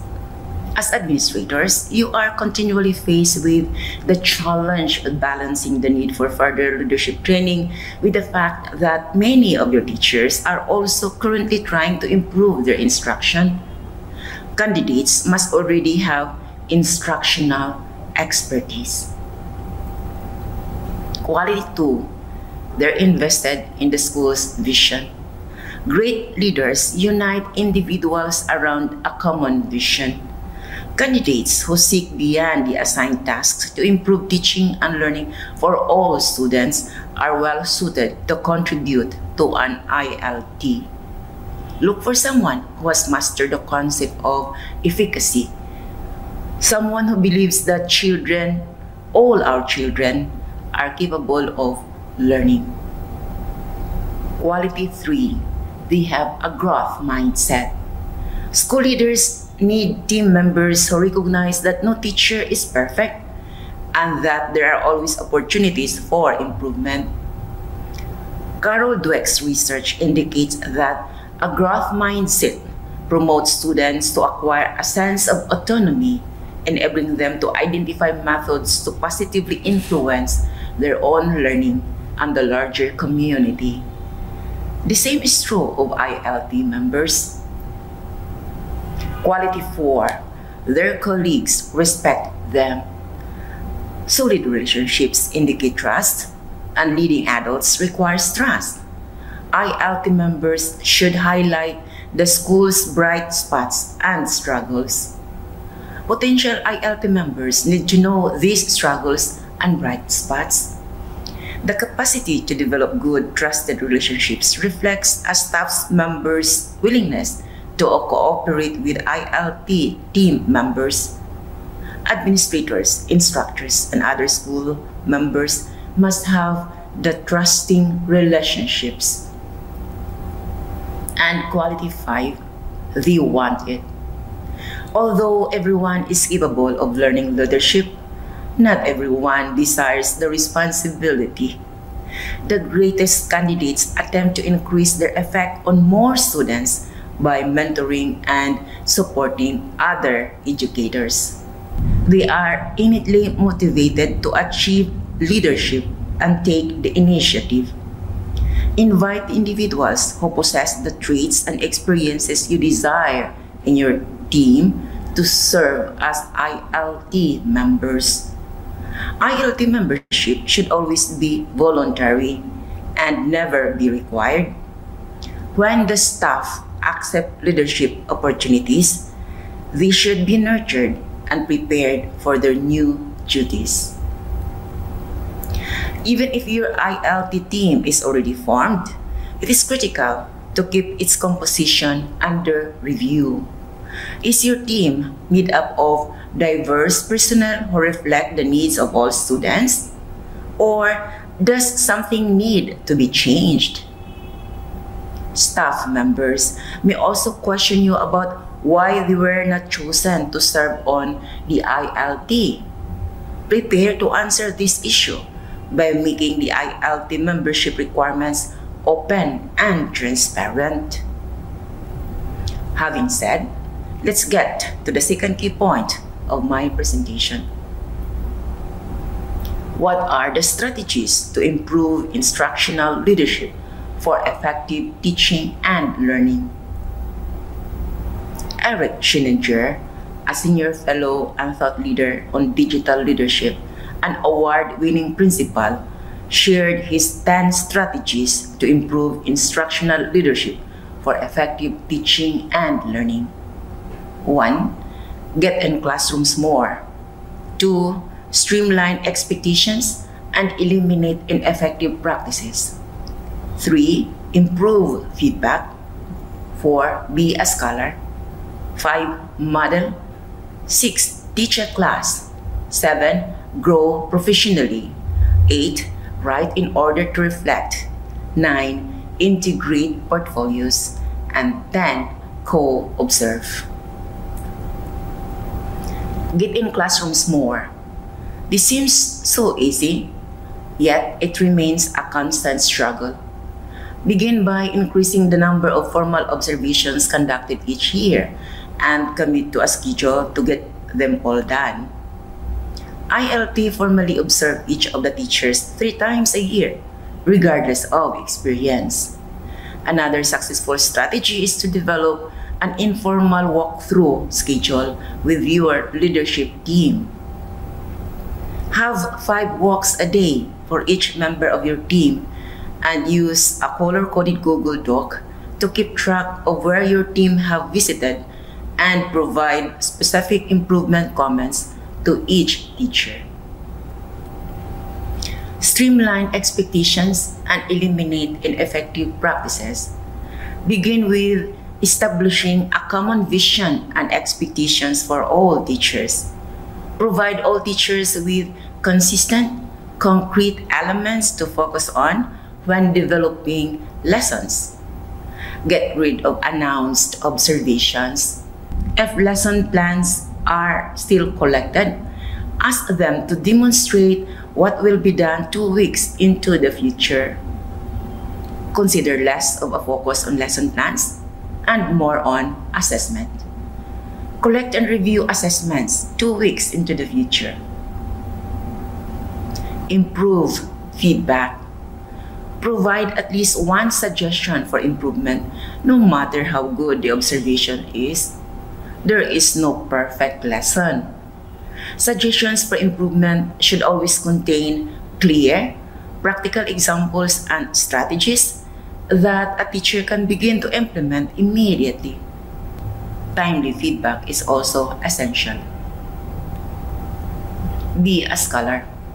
Being a scholar not only helps you as a leader to improve professional practice, but it also puts you in a position to have better conversations with your teachers about their own improvement.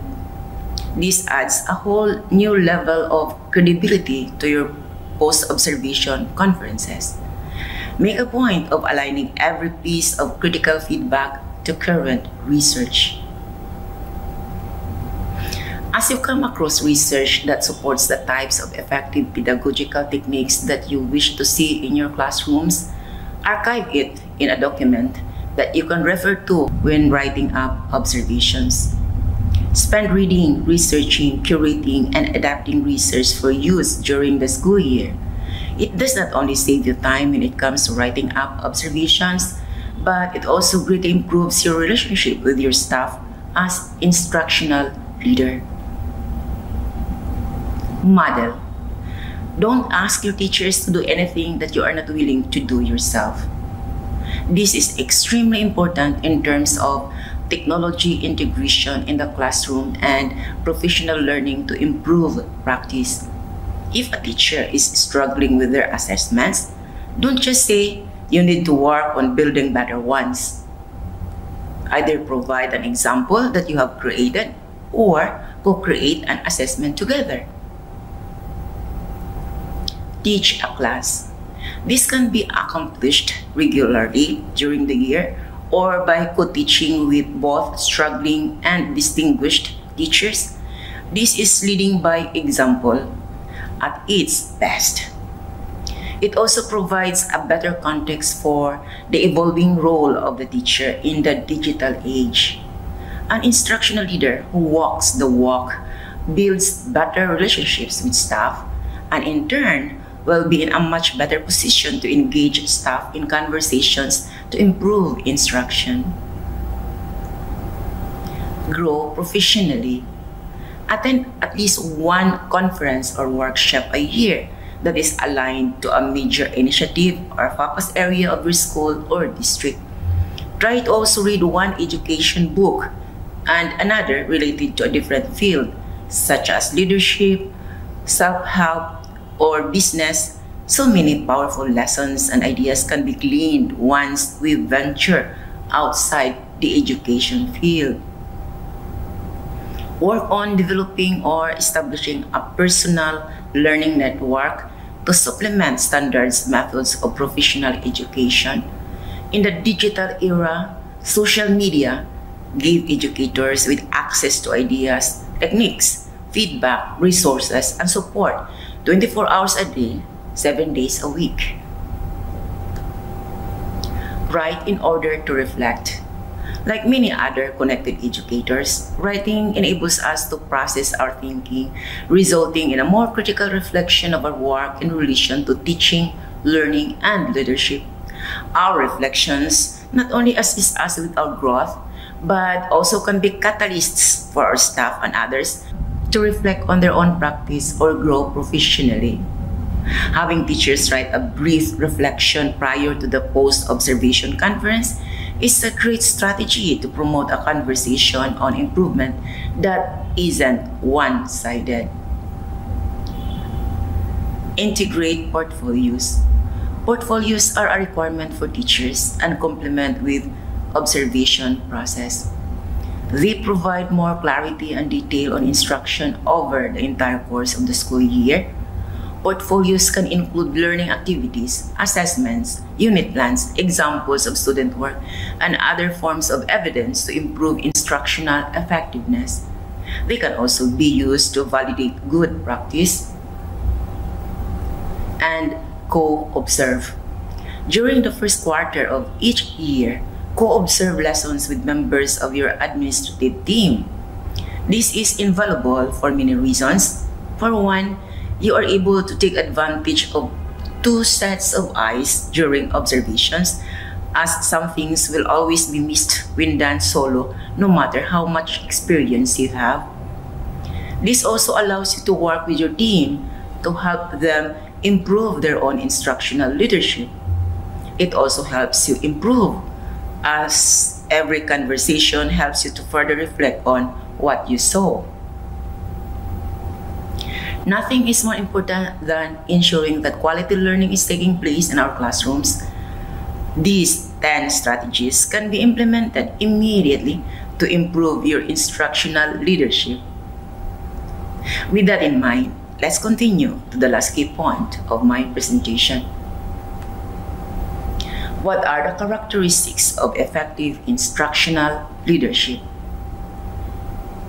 I would like to share with you 5 characteristics with the acronym ECASI. E for establish a focus on learning over teaching. C, communicate clearly to others. A focus on relationships. S, simplify and prioritize. And E, establish and sustain a clear vision for learning. Establish a focus on learning over teaching.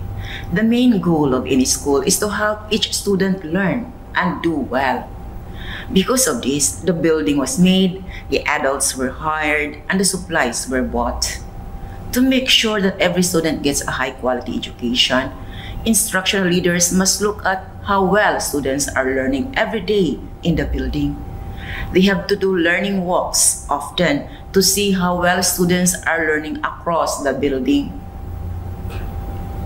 Continuously, effective instructional leaders review formative and summative student learning data with a critical eye. They divide accomplishment data into subgroups, look for patterns and trends, and investigate the underlying reasons of performance discrepancies. Importantly, they cultivate all means all mentality among their staff, encouraging teachers to refer to students as our students rather than my students, because they understand that schools are evaluated based on the performance of all students, not just small groups of students served in individual classrooms. Communicate clearly to others. Communication must be precise, concrete, and correct. Additionally, it helps to be coherent, comprehensive, and polite. A competent instructional leader conveys ideas and concepts using a number of communication channels, including email, presentations, lectures, brochures, case studies, and posters. A competent instructional leader keeps everyone aware of the strategic direction of the programs by conveying a consistent message throughout the business. Schools' instructional leaders must be able to articulate their confidence that every student is capable of learning. They should exhibit communication skills that inspire trust, motivate instructors and students, and grant them autonomy. A focus on relationships. Being an effective instructional leader is basically about building followers of your vision, and that won't happen if the leader's team doesn't feel encouraged and valued. Instructional leaders cannot successfully lead in solitude. The obligations are too large for one individual. School dictators don't stay long. They get burnt attempting to win followers. People may comply with commands, but they won't be entirely committed. It will be a continual fight to get anything done with this technique. Therefore, leaders must show real interest in and concern for people they serve. They must recognize and empower emerging leaders in their building and regard themselves as a leader of leaders, not just a leader of all. Simplify and prioritize.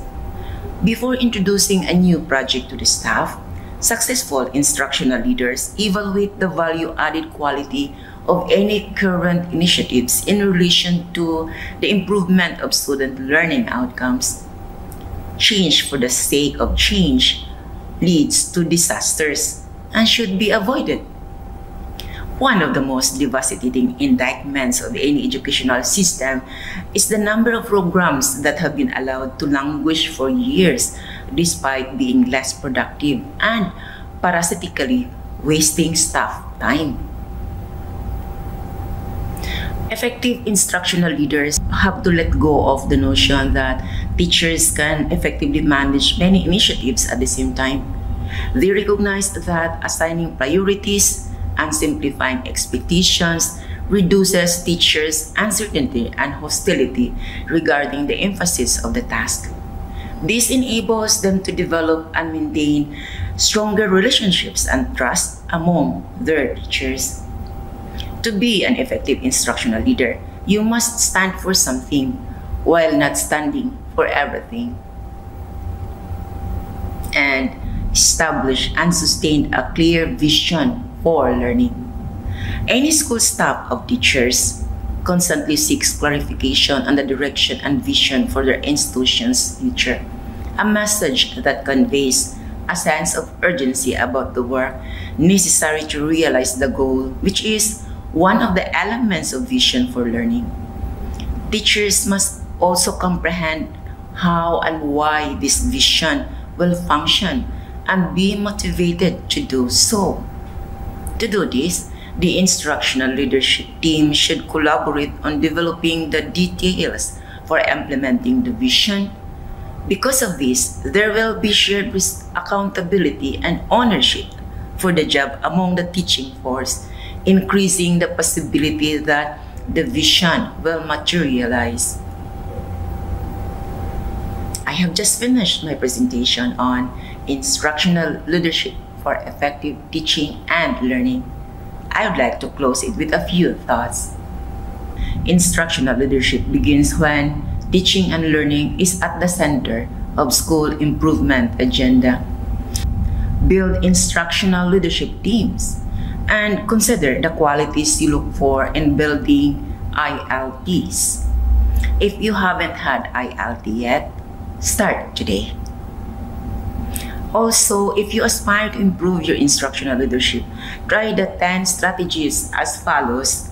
Get in classrooms more, streamline expectations and eliminate ineffective practices, improve feedback, be a scholar, model, teach a class, grow professionally, write in order to reflect, integrate portfolios, and co-observe. I invite you to as well reflect the ACASI. Establish a focus on learning over teaching, communicate clearly to others, a focus on relationships, simplify and prioritize, and establish and sustain a clear vision for learning, and see where you are good at and what needs to be improved. Thank you for your participation.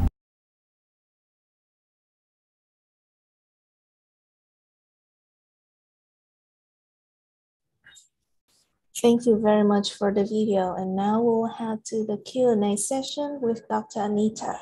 So please, if you have any questions or would you like to raise any discussion, please feel free to type into the chat box or unmute yourself. Thank you very much. Okay, so we are now ready for our Q&A. And I guess this time you have much idea about instructional leadership. I know you know. And of course, but hopefully the presentation okay, come. I think let's finish this one. Excuse me, come. Recall and maybe understand it. What is instructional leadership or effective teaching and learning? Okay.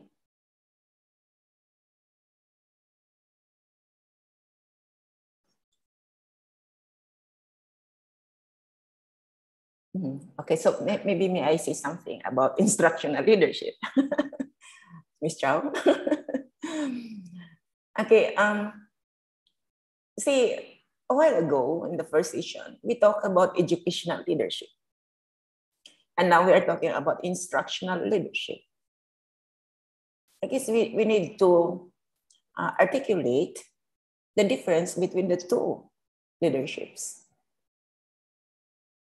Instructional leadership, as mentioned in my presentation, is focusing on student and learning.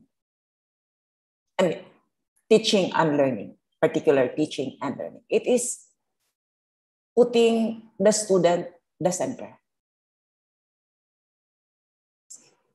That is instructional leadership. While educational leadership is aiming at enhancing quality education, enhancing inclusive, equitable, and quality education. It's educational leadership. And of course, it has a different,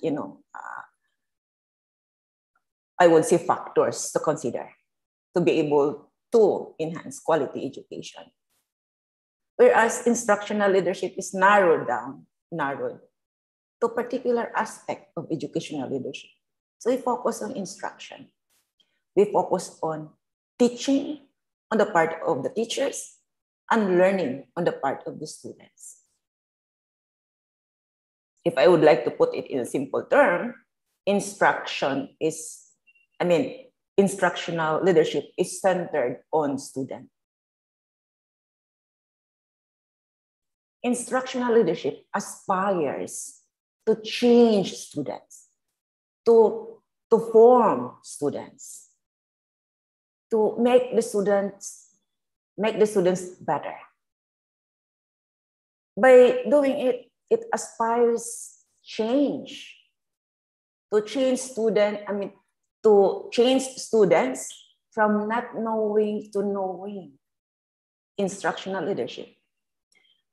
Change students from like grade 1 to grade 2. See? Change students from being a student to being an employee or owning business, you know. There's change, instructional leadership.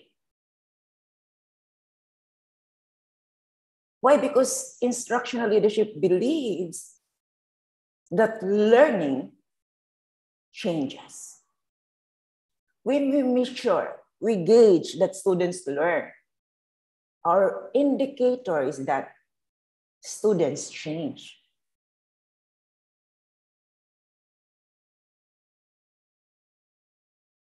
And we aspire, instructional leaders aspire that change happens. I also mentioned there in the presentation that we need strong instructional leadership. But how is this acquired? I mentioned that we build instructional leadership team because principal alone, one instructional leader cannot survive and perhaps cannot make that radical change that we would like to happen in our students. We need a team to work, to collaborate, to think, to discuss, to share, to make that change happen. Because we see, when we change students, we don't just change the cognitive level, the academic level. We also change the spiritual, the psychological, the emotional, the holistic approach to change. Change for good. We change students from bad to good, better, to become very effective citizens of the country. Because we are producing leaders of the country, leaders of the community, leaders of the family. They will have their own family. What kind of leaders they are. So this is part of formation in the instructional leadership.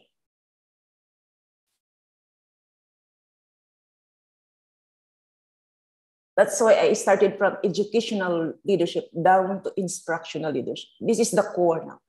The instructional leadership has a big responsibility, a critical responsibility to make teaching learning effective for effective students' learning outcomes.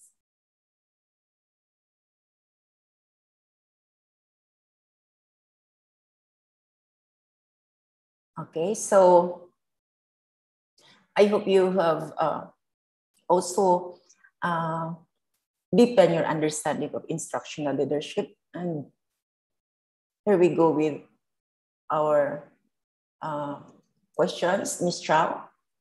Ms. Chow, we already have, right, on the screen? Yes, we're having 2 questions in the chat box. Okay. Yes.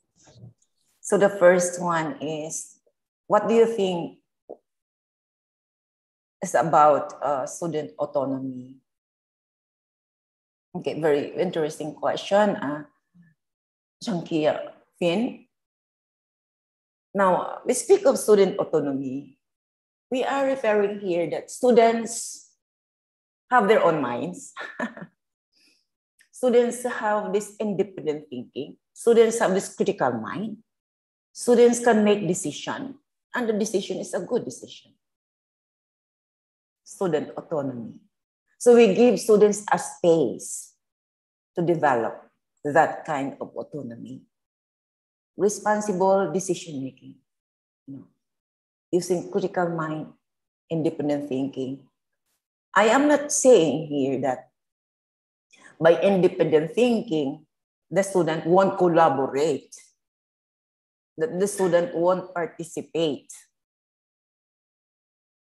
Thank you. That's not the point. By independent thinking here is that having ideas and insights, from, the sharing, from the activities, students would be able to make their own mind, make decisions. Autonomy, student autonomy. We are building our students to be independent, to be critical thinkers, to be problem solvers, to be good communicators, to be good partners, collaborators, so that they have their own autonomy. They can make their own student autonomy. And so, as I mentioned earlier, as I said, we are giving students a space and assistance how to make one.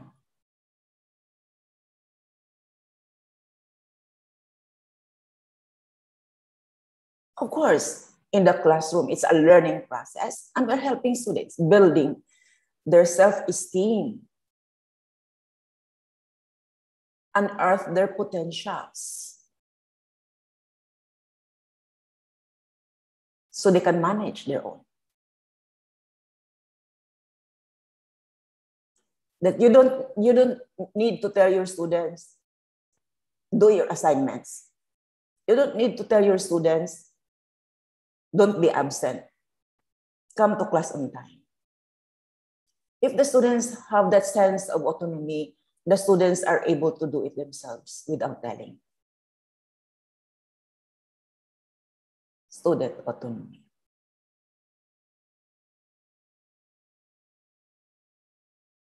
So that's what we are doing in the classrooms. Instructional leaders should help, teachers to be able to make that difference to the students' lives. Okay, I hope I have shared your my thought about your question, but then you can always follow up. And I'm happy to hear it from you. So we have here from Tan Li Wee. Okay, welcome. Now, could you please provide your opinion about how to take into consideration diverse, different cultures, different needs and values of each student and family's background when deciding the instructional for effective teaching and learning, especially for special needs children? How to make it more realistic and practical in such a way? It's really quite challenging, because it's so complicated. I mean, see, your concern is that it's so vast. So I would say challenging because it's about designing instructional materials, probably what you're referring here, for effective teaching and learning, facing diverse learners, different backgrounds, and so on. My idea, my thought about this one is know your students well. It's only when we know our students, these diverse learners we have, and we can sort them, we can group them accordingly to their level of understanding, level of competency, or according to their needs. This is really a task of the teacher. when we are able to know and understand the background, the context of our students, know them, not only knowing their names, but of course, their family backgrounds. And it will also be very helpful if we can connect to parents, to the community where the students live, and what are the needs, what are the factors that might be affecting, to instruction, to teaching in the class, and how to address, keeping in mind the lesson that we have. Because when we prepare our lesson plan, for instance, of course, we are guided with the lesson at hand. So how can we integrate that? How can we make our lesson promising, interesting, and maybe inviting to our students? And that we can assure that learning really happens, that there is really change. Because when I speak of learning here, I am referring to change, and change for good. Only way to do that is to connect to the parents, to the community, and to students. And then there, you can integrate, you can design, develop your instructional materials, or your delivery might be, that would depend, on how what's the need, that you have in mind, so as to be able to make your teaching, very effective to students.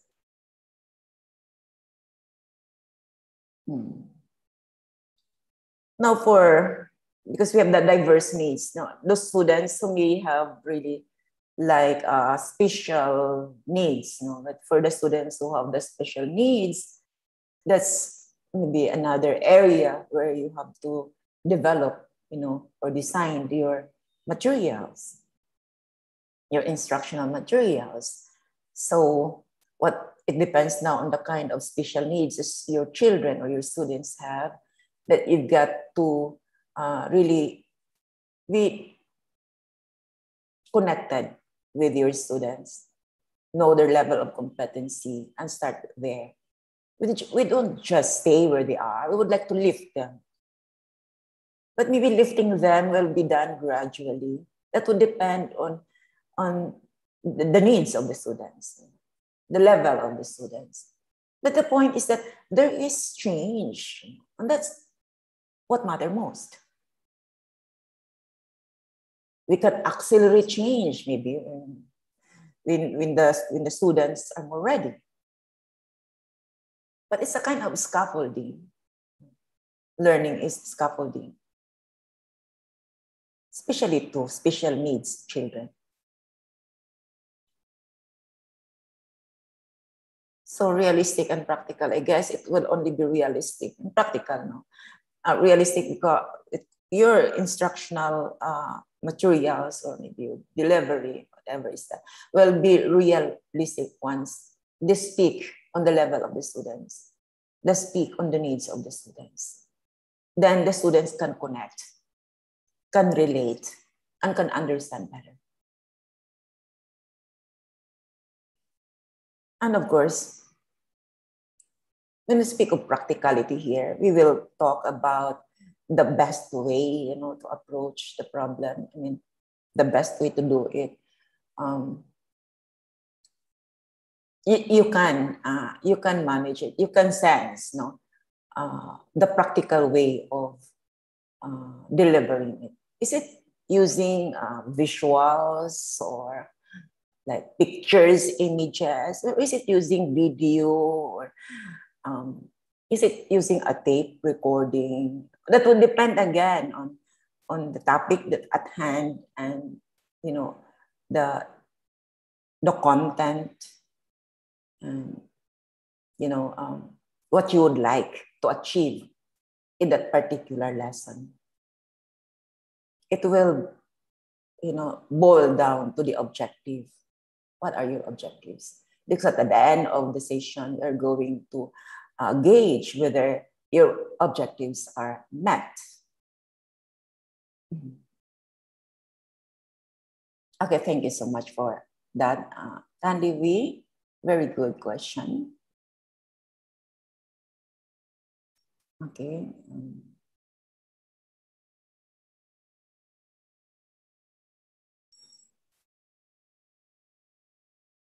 Okay, thank you, Regina, for sharing this one. Okay, so you have the link.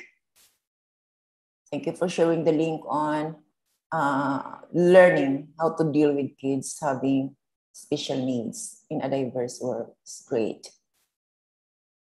From Grace, is there really a new normal leadership? If yes, how is it being demonstrated by school administrators during COVID-19 and pandemic crisis in the educational system?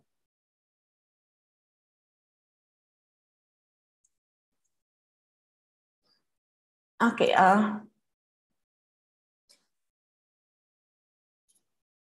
leadership, when we speak of leadership in general, we are referring on how we lead, how we,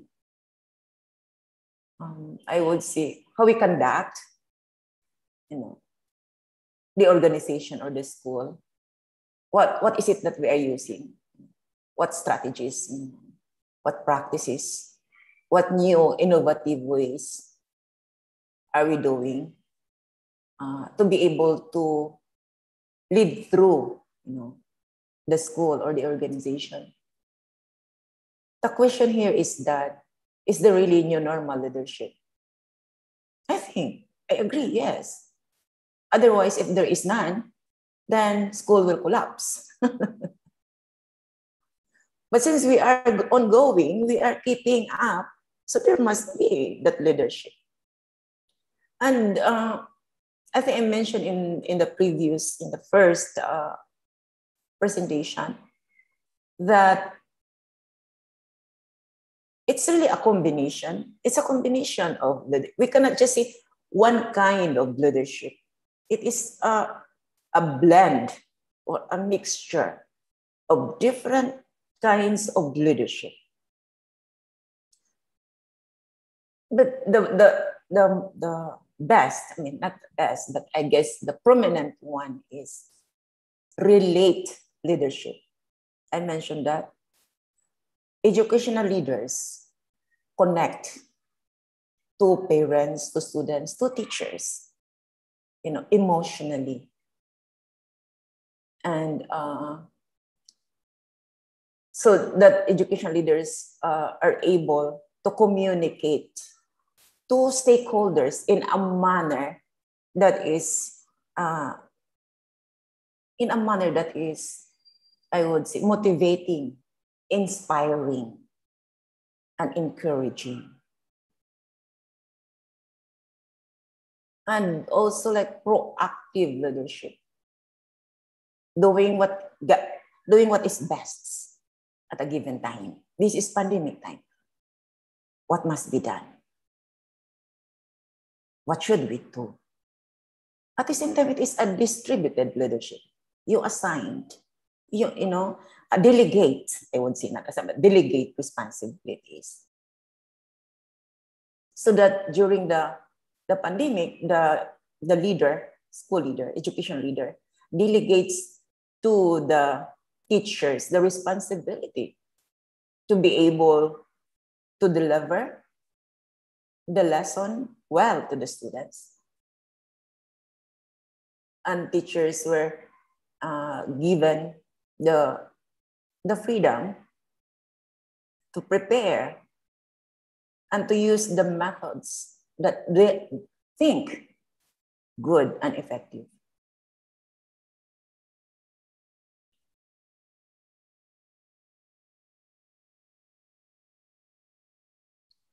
Well, how was that administered by school administrators during the COVID-19 pandemic?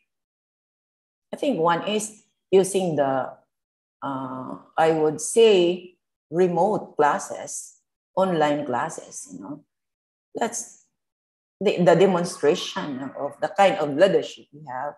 We have this leadership who can relate and who is open, receptive, to be able to address the challenges. And one also very important attribute of that leader is collaborative. and to collaborate, networking, partnering, okay, partnerships. So I guess those are the things that I would like to share with you about the new normal leadership. It's a dynamic kind of leadership. Okay, Grace, thank you.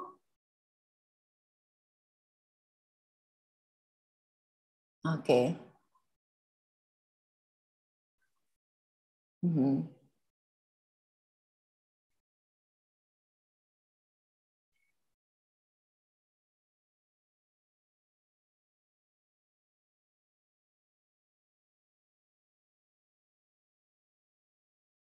Okay. So we have here, and then, and we have from Gabi, we are gearing towards embracing high-flex learning to cope with the new normal challenges. Therefore, new normal leadership also is of great necessity. Yeah, I join you with that, Gabi. So you are having this high-flex learning, like you have online and face-to-face learning.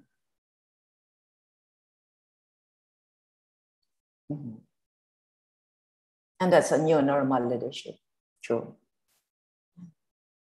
Yes, I agree with you, Gabi, that consultative and participatory leadership.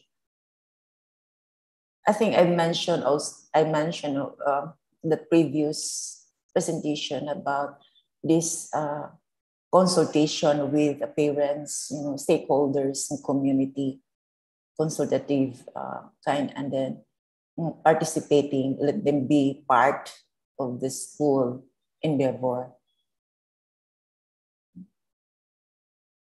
That's the new educational leadership, because it's necessary today.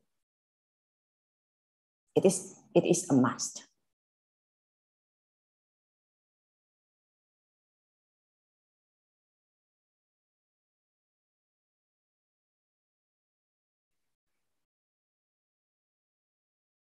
Mm-hmm.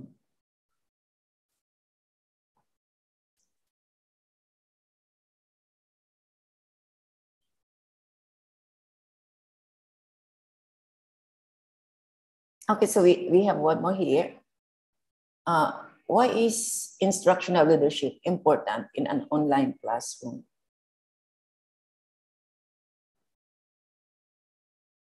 That's really a very interesting question. I say, we know online classroom.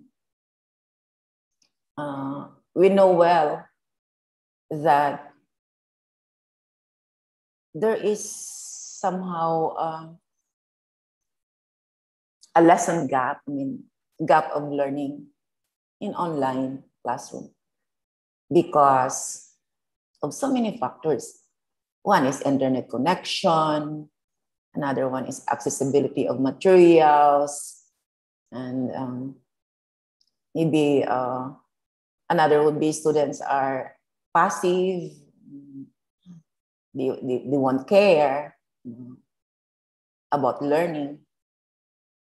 So there are many challenges in online classroom.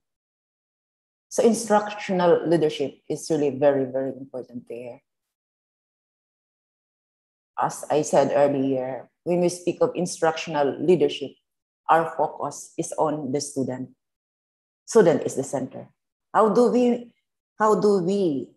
deliver? How do we make our teaching powerful to students in online classroom?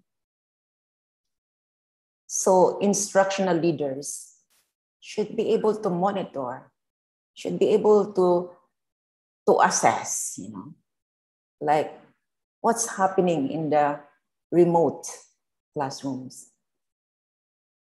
And then the purpose of this assessment, monitoring, evaluating, will be to improve, to enhance instruction, to enhance teaching. So there must be a focus.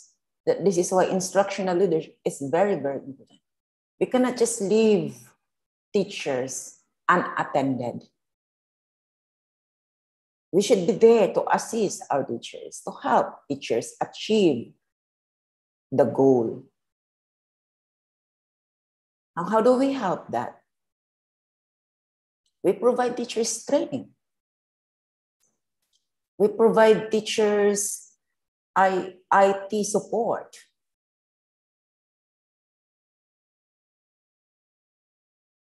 We provide teachers human resources, like networking, connection. And we should be there to help.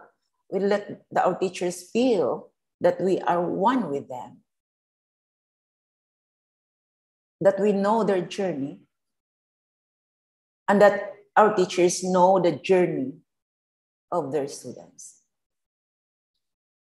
This is why empathy, understanding, connection are very important as part of instructional leadership.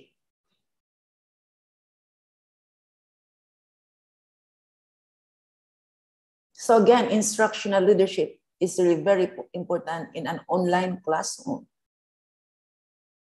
because of the challenges I mentioned. And then how do we address those challenges? You should address, should deal with them to make teaching, learning effective, to make change for good.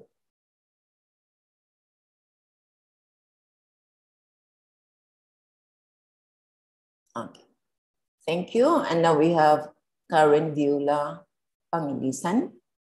Can you share the most common challenge principals deal with it? Is there a difference between how new principal and a long-time principal might implement the strategies?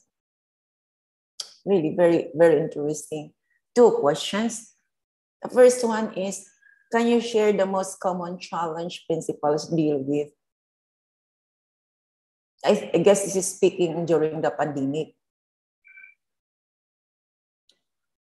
I think the greatest challenge that principal or principals met is when there is a closure of school closure.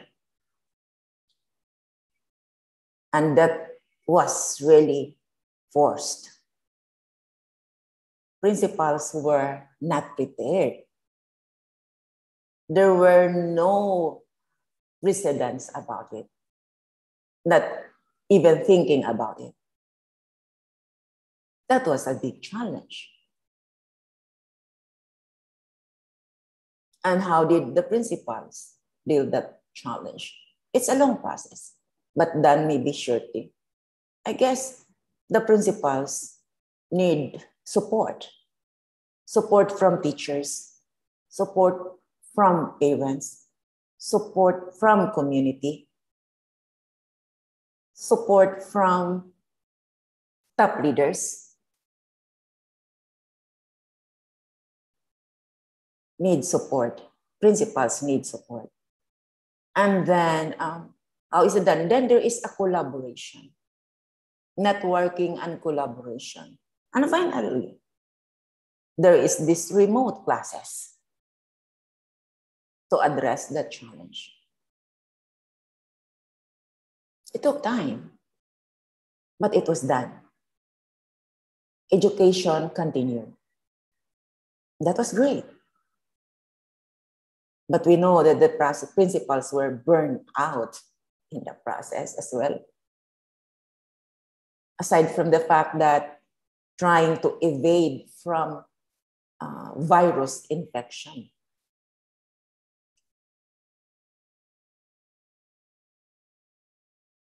Okay. Now, next is there a difference between how new principal and a long-time principal might implement the strategies?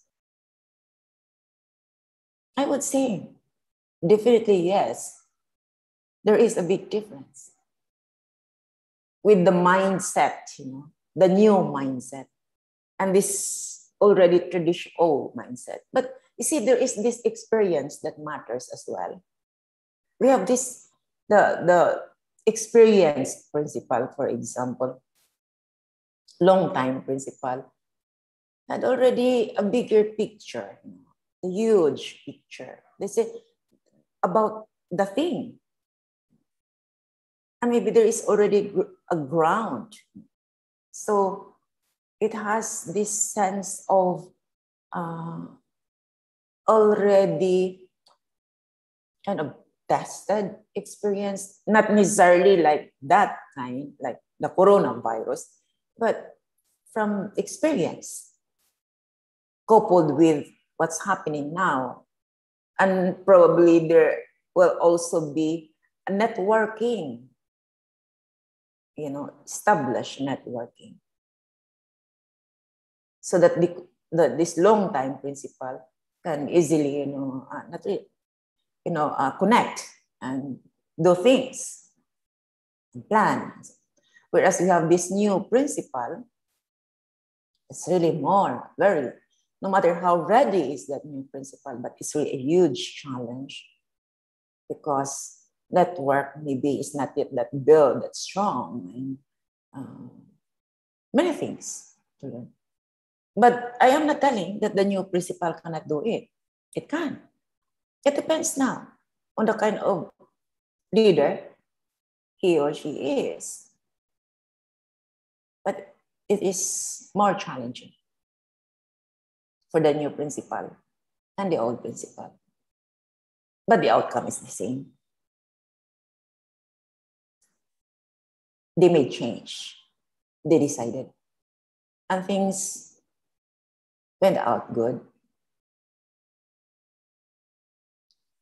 Okay, thank you, Karen, for that question. 2 questions.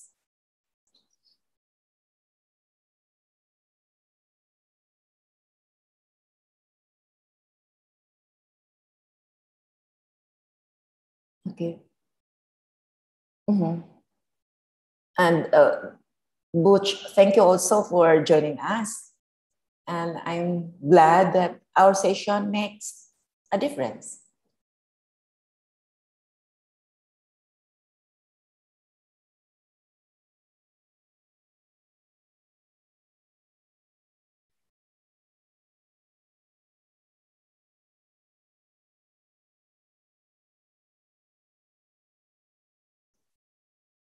Thank you too, Karen. I'm reading now your notes. No?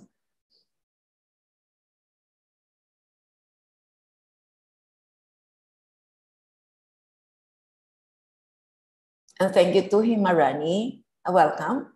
And all of you, I hope that we can still be seeing next month. You will keep joining us. And as I said earlier, our session is really, this is our platform. This is our learning community platform. And feel free, you can either write or you can speak out. You can have your microphone and you can say something. I will really be very happy if this will be kind of an interactive, like we talk and I talk and we share. You may as well share your experiences so that people out there would also be able to benefit from your sharing, And I'm reading your notes here and I am learning. And I am happy that you are writing because I understand that what you have written out will also be read by the participants and they will be able to pick up something. And that is what matters most. That we engage, we connect, and we learn in process.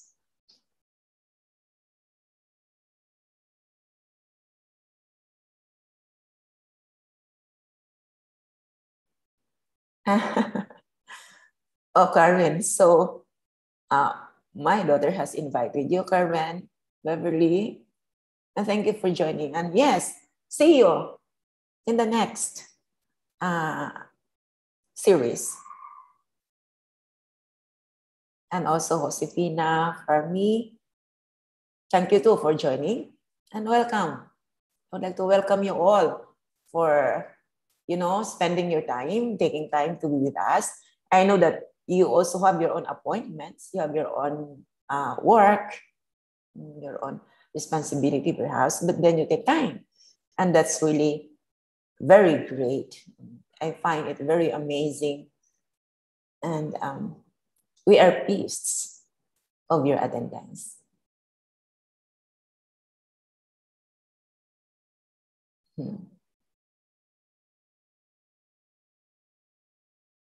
Oh, really? So you understand now, Carmen. Your classmate. Thank you. You can also invite some friends out there to join us.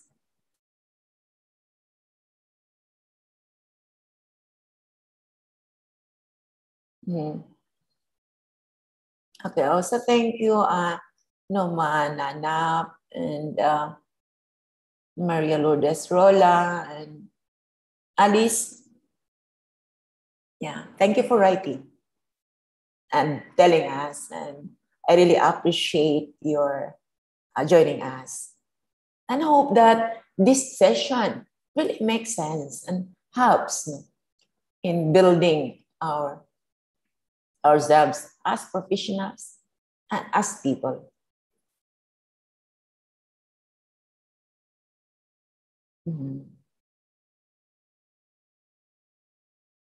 Okay, Quinoa Marwin from Myanmar. Yeah, thank you so much for being with us. I know some of you were really, I think some or most, have been with us since our MOTP Series 21, 20, 22. And you are still with us now. That's so amazing. We appreciate your attendance. And we are pleased to have you with us. And to our new participants who have just started today, we welcome you.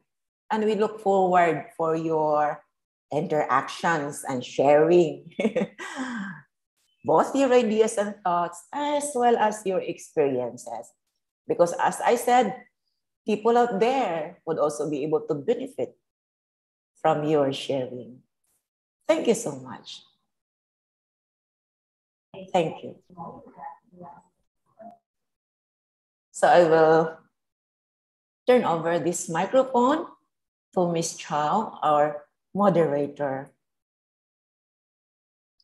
Yes, thank you so much, Dr. Anita. And before we end our session today, I would like to remind you with some important notes.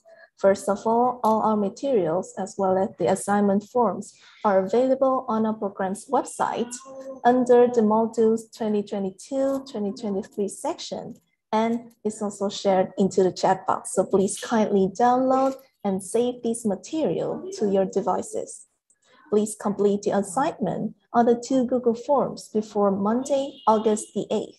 And your assignment will be subjected to evaluation before we issue the e-certificate to your email. Second, your name on the assignment will be the one used in our certificate of completion, so please make sure to input it correctly.